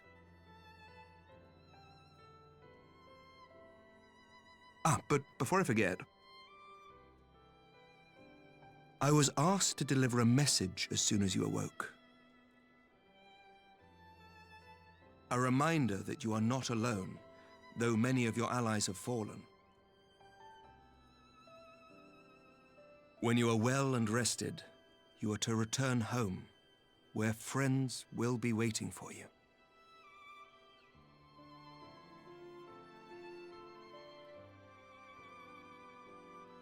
Now, if you will excuse me, I must return to the front. May we meet again soon, under happier circumstances.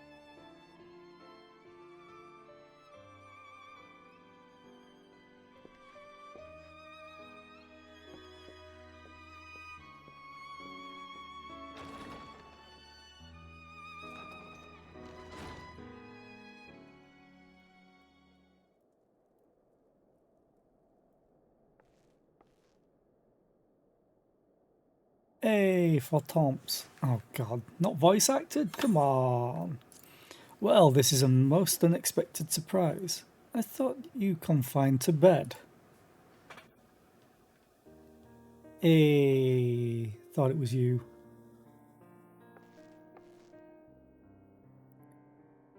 When I heard that you had collapsed on the field of battle, I confess I feared the worst. But with you standing here before me, I see now that the reports of your defeat were greatly exaggerated. Thank the Fury. As long as we have you, Mistress Britt, history suggests we have a fighting chance. Speaking of fighting, you may be surprised to hear that the war's effects can already be felt even here in Ishgard. In anticipation of a need for reinforcements, our Twarel will soon be departing for the front lines with a contingent of our finest knights. And hopefully machinists. I would advise you to stay until your strength had returned, but I know it would be an exercise in futility.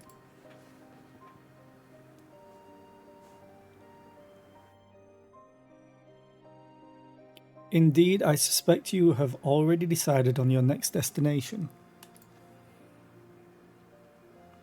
Dark days lie ahead, of that I have no doubt, but the light of hope shall ever guide our steps so long as we have the will to press onward. And press onward we must. Farewell, my friend. I pray our next meeting will be under happier circumstances.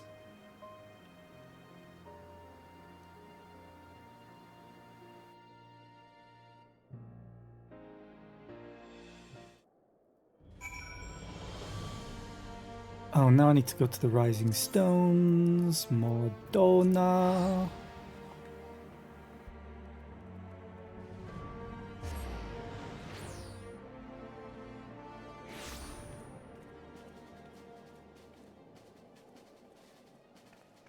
Hey, it's pointing me at the right direction.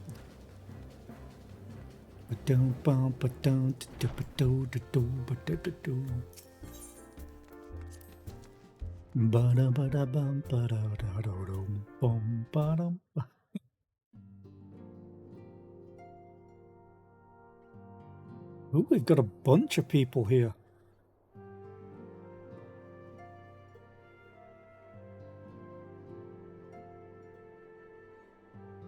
Taru's back! Yay!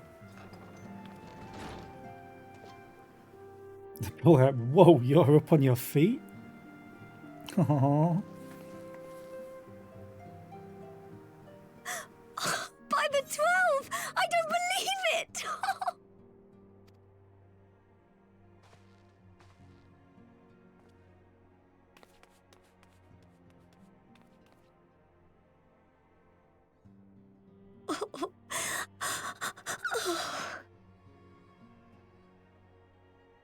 She's so I adorable. rushed back as soon as I could.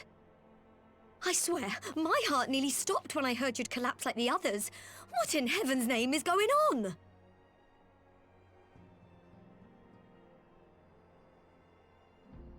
Blah, blah, blah, blah, blah, blah, blah, blah.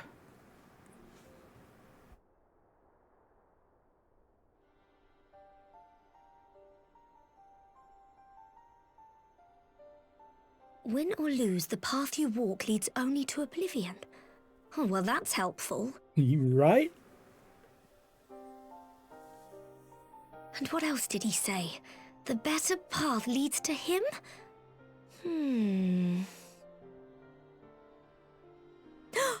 If his is the voice you've all been hearing, perhaps the others are with him. Sir Emmerich said the fighting had reached a stalemate, didn't he? But if that monster masquerading as Xenos comes back... Thancred, Yestola, Urianger, Alphino, Alize. You're going to need all of them on your side to defeat him. And you. And I forbid you from going to face him on your own. Do you hear me? Aww. So if you must leave, go and find the others. Bring them home. Just give her a hug. She needs it. Nod. Nod.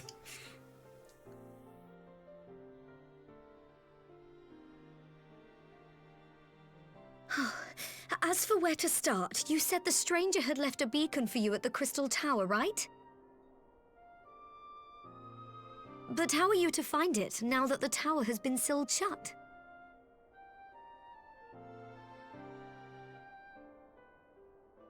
There has to be a way. If anyone would know, it's Sid and the researchers of St. Coinac's Find.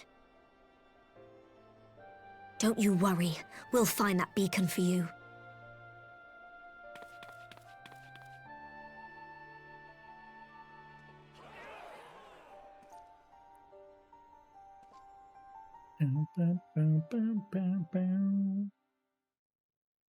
Meanwhile, in the Imperial Palace...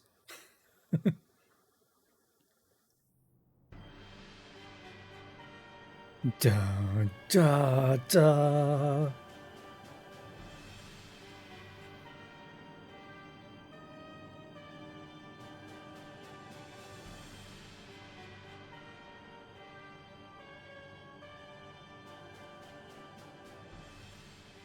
I pray you have good reason for abandoning the front. How could I remain there while the rumor that my son is possessed by a demon spreads like a sickness here at home? I will not be made to fight for the throne a second time. But what of you? Did you not tell me you would destroy Eorzea's champion with the ease that one might swat a fly?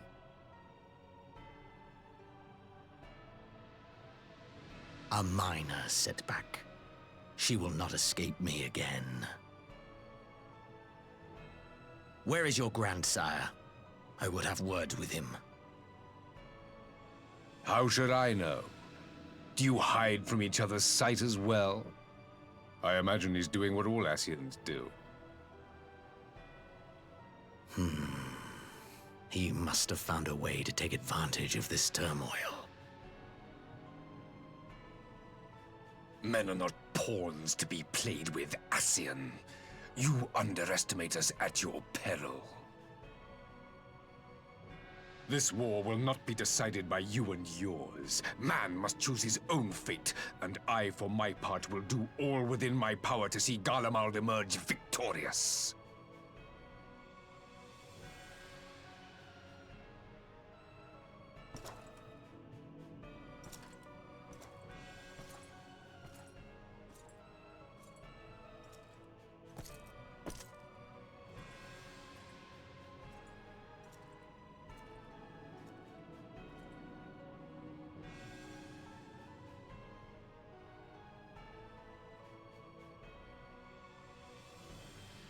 Pray forgive the intrusion, Your Radiance, but the requested preparations are now complete.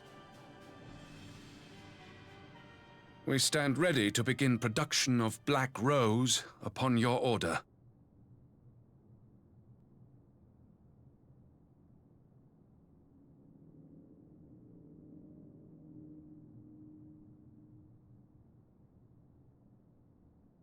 Hear it.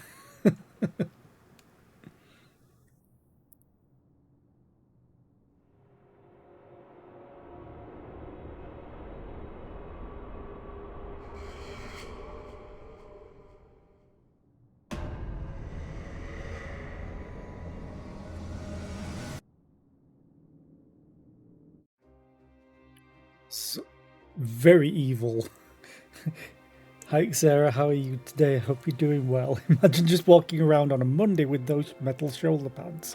I imagine doorways might be a problem. Hey, credits.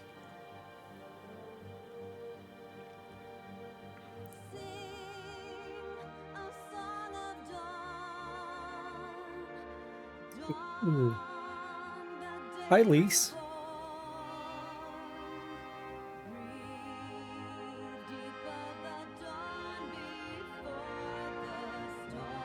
Of course, I'm going to let these play out.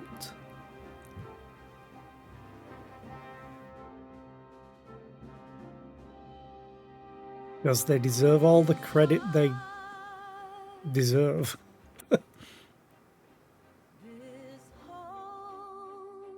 Hi, Ian.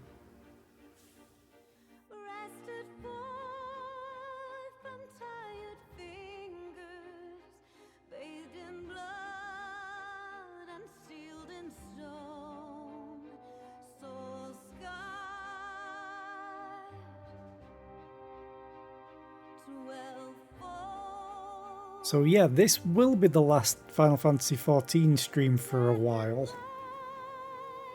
Hi, Yagiri. But I can't wait to get to Shadowbringers. I just want a little bit of a break from Final Fantasy XIV. The only problem is in December Rogue Trader comes out, hopefully. So that's going to take up a lot of time as well. Gosetsu with his hairstyle, not with his old hairstyle. I feel sorry for Gosetsu. His entire story was so sad, but it was so good. And the man just can't die. He gives Xenos a run for his money.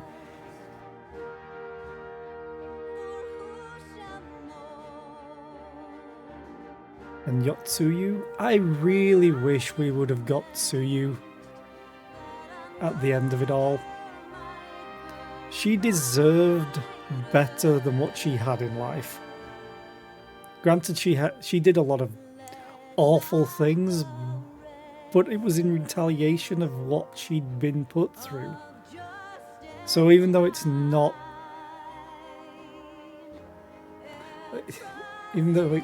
like a good thing for her to done, everyone deserves a second chance.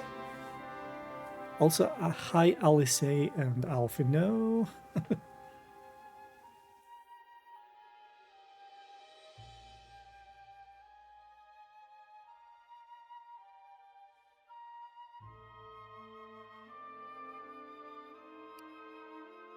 Good luck in the meetings, Xera. I might have ended stream by the time you get back, but have a good luck.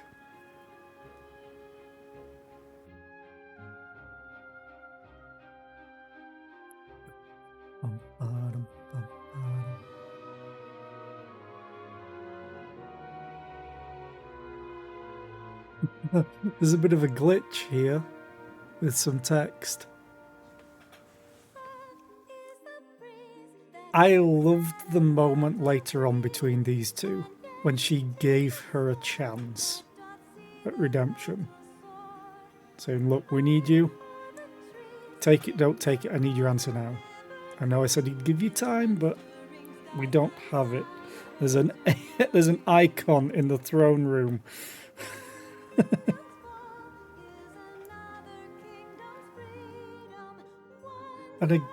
And again, Raoban's story, like with Nanamo, just so good from start to finish. As I said, Raoban was one of my least favourite characters at the start, but he's one of my favourites now.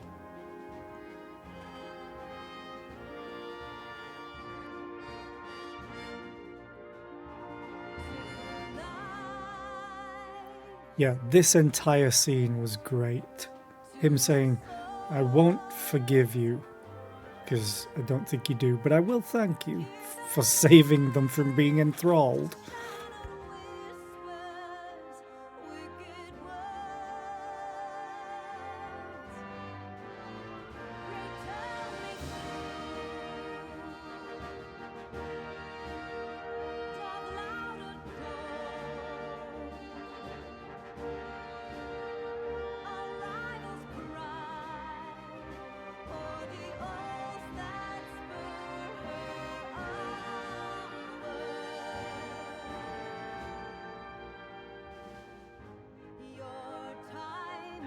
I'm glad he died. Really glad. He was an asshole from the start. What a dick. Also, Maxima has his own mini storyline that's been good. You don't know you.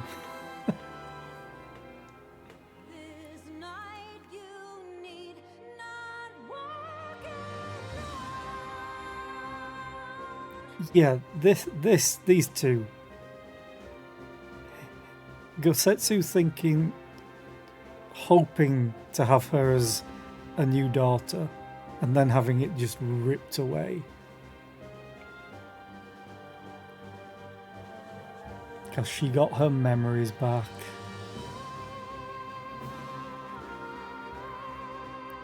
But I did like her choice. She went back to being a bad guy solely to kill Asahi.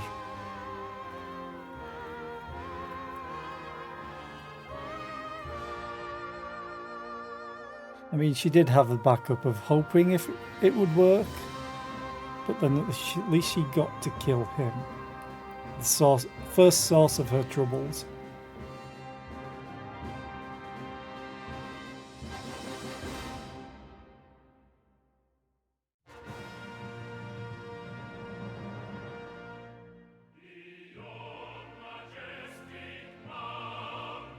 We're in the Empire again.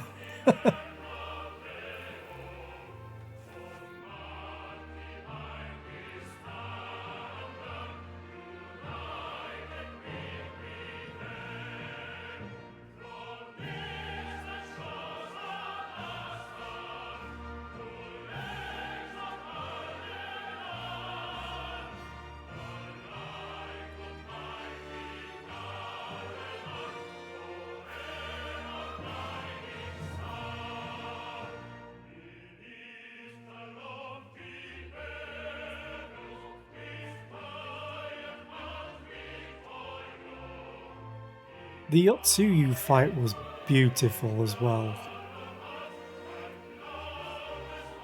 They really know how to do the trials. Absolutely.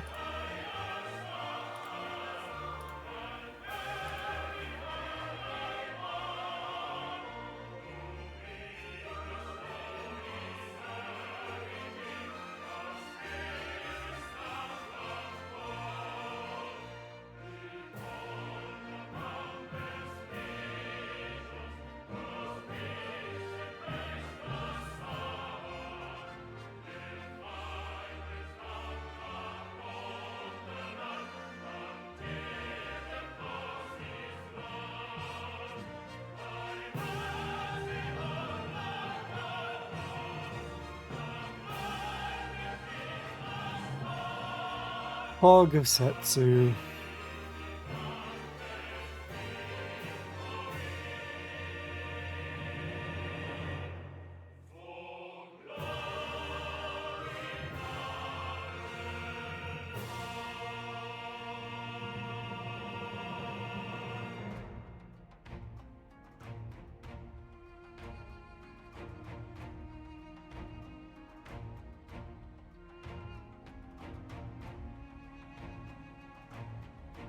Oh, please, please, please, please, please give us the reaction of Magnai being called Little Son.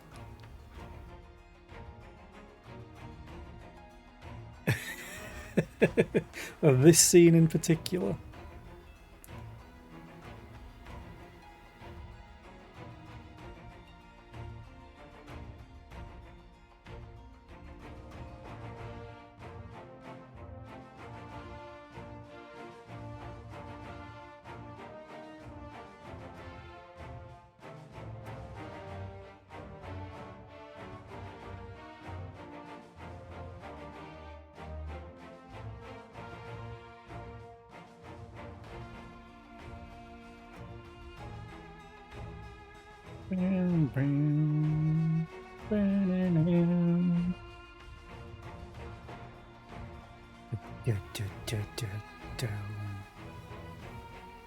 Oh, it was like, what's this scene? Gabu. Hi, Gaius.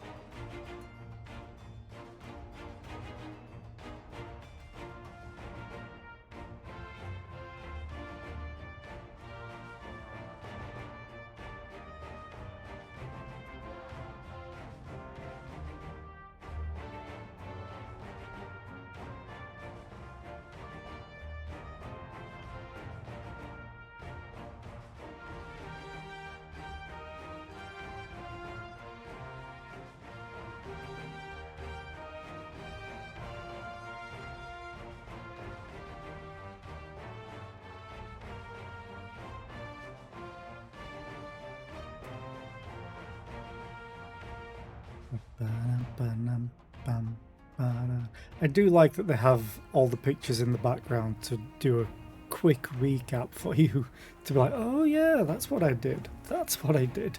Oh yeah, those bastards. Doom, doom, doom, doom.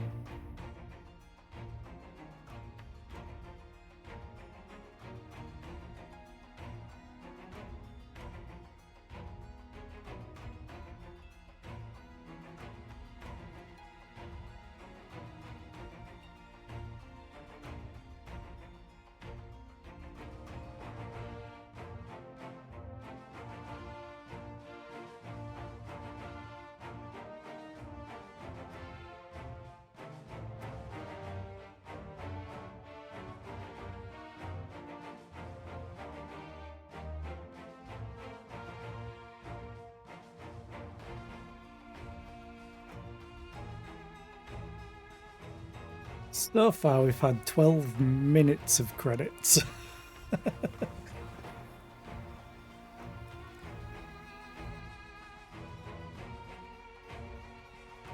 And it's still going.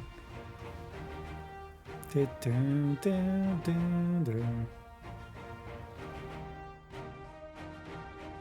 I think that's one thing I'm always going to try and do in games. When it gets to credits, I'm going to let them all roll. Because they deserve to get credit for all the work they've put in. No matter how big or small a part they played in it.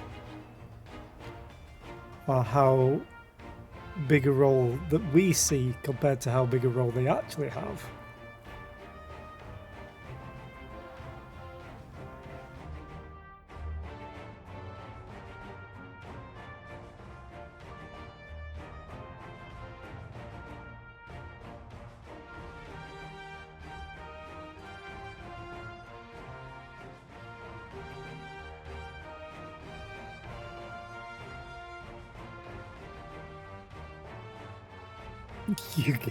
Yugiri just getting blasted in the face at point blank range as she charges in.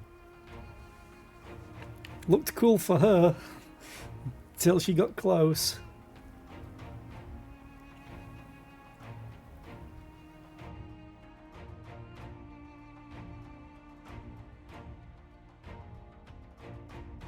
Also, assuming he keeps streaming, I know exactly who I'm raiding today, even though we raided him a couple of days ago. Because he's playing a game that I liked, a demo.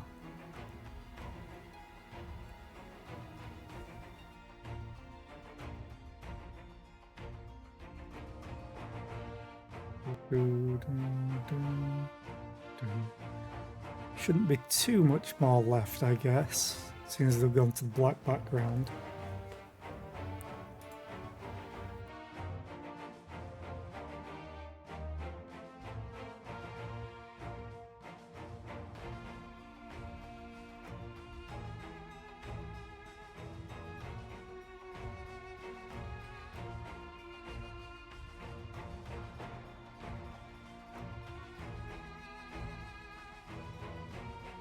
Oh no, we've got even more. Oh, that was cute. Thinking about it, we went to black screen because we blacked out.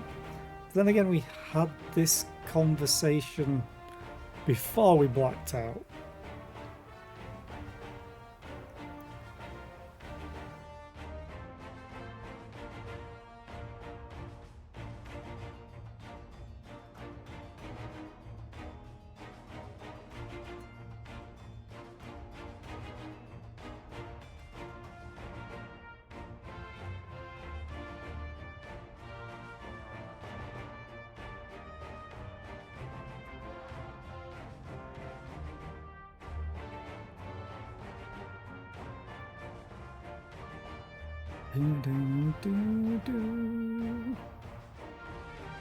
We're up to 15 minutes. But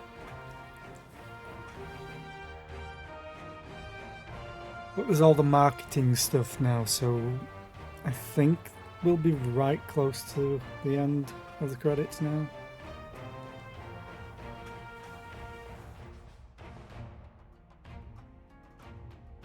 Maybe.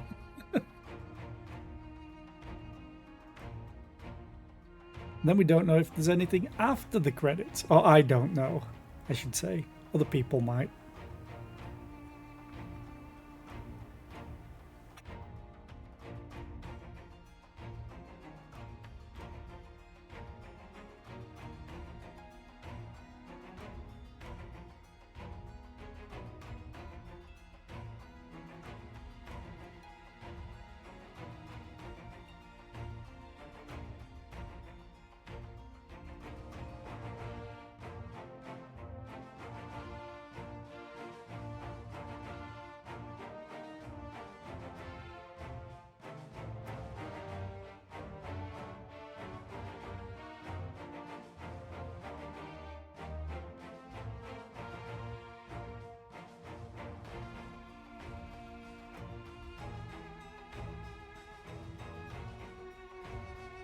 Da-na-na.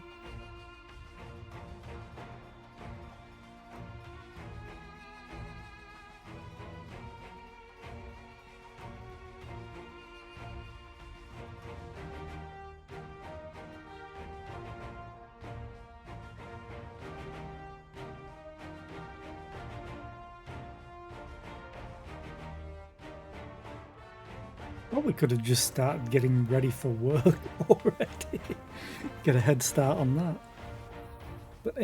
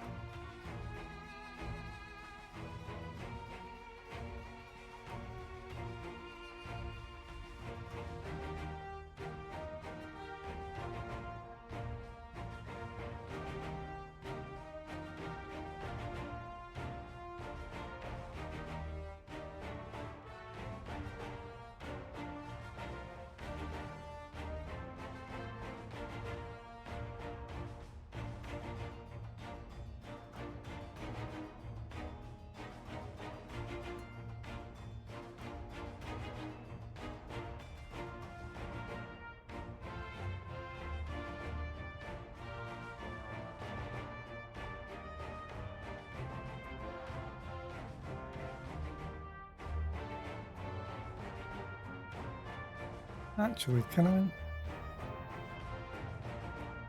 change scroll speed number 2? Oh, I can speed it up slightly. Maybe I should have done that.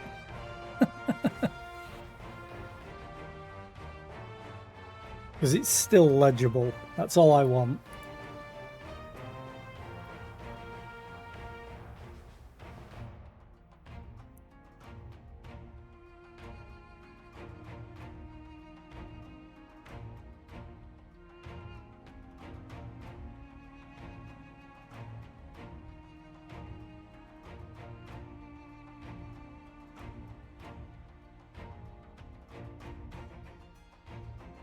Jesus, there's so many people. But I'm committed.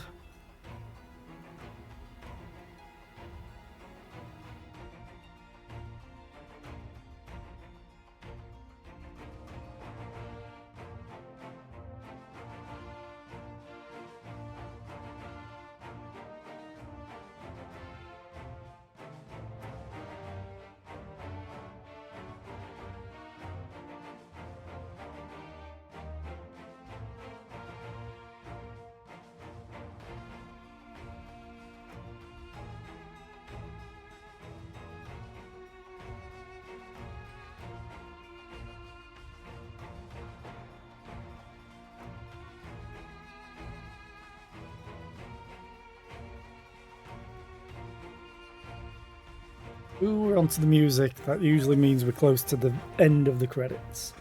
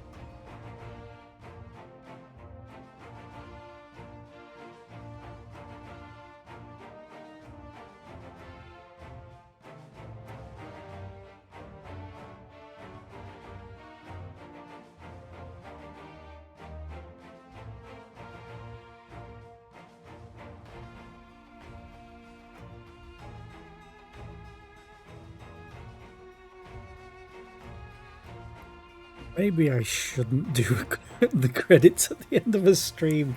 Jesus.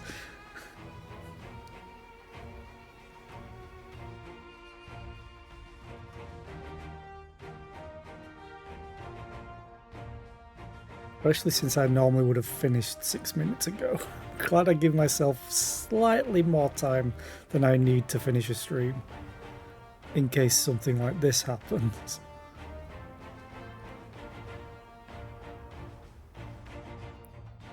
There might even be an end credits thing.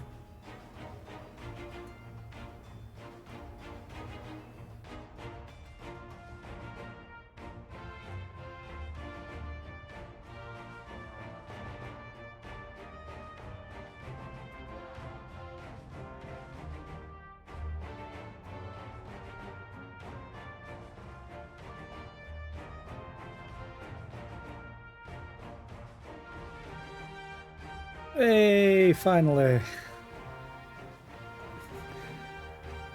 Like 26 minutes worth of credits. And that's after speeding it up in the last 10 minutes or so. I will definitely, if I do it again, I'm gonna speed it up from the start.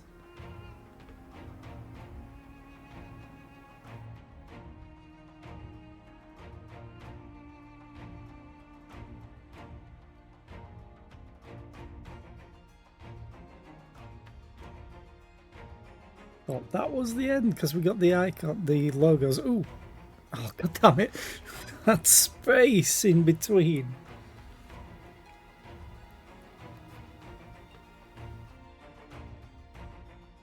Hey, the primals.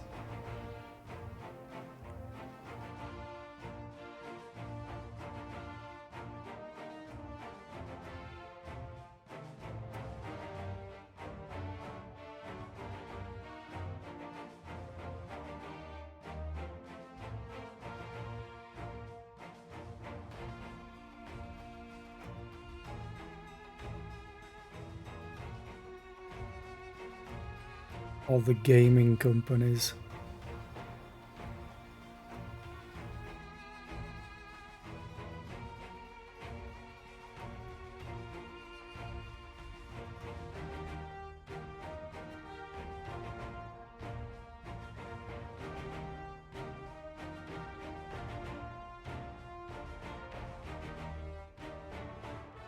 Hey, oh.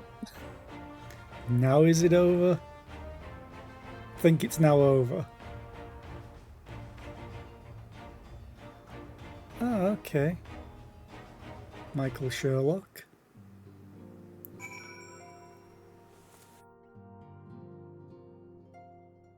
Let's go and turn in the quest.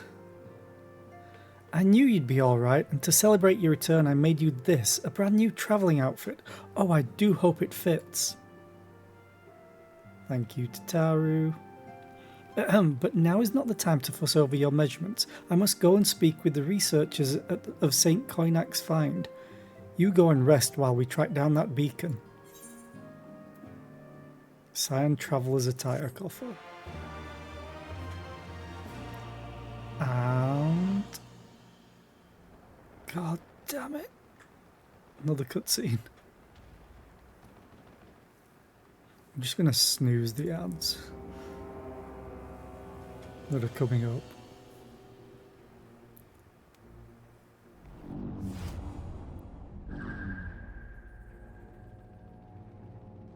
Wait, you're an Ellison. My enemy. My friend. Had I been but a step faster. Xenos?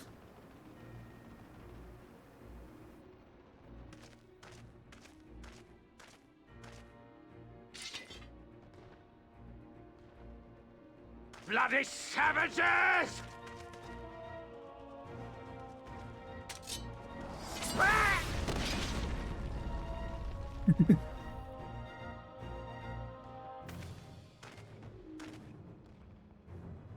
A pity your hunt leads you elsewhere. Not that I am surprised. So Xenos is in that body, and the Nassian is in Xenos' body. May you find joy in it. Grow stronger, more savage, and savor every triumph. You couldn't be dead. Not like that, even taking his own... In the meantime, I will reclaim that which is rightfully mine.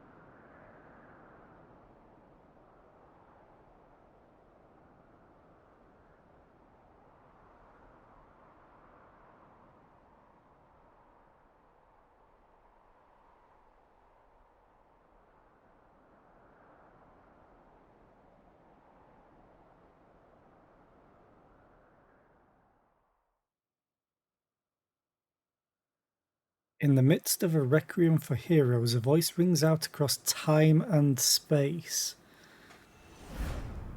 In fields of tranquil light sow you seeds of darkness.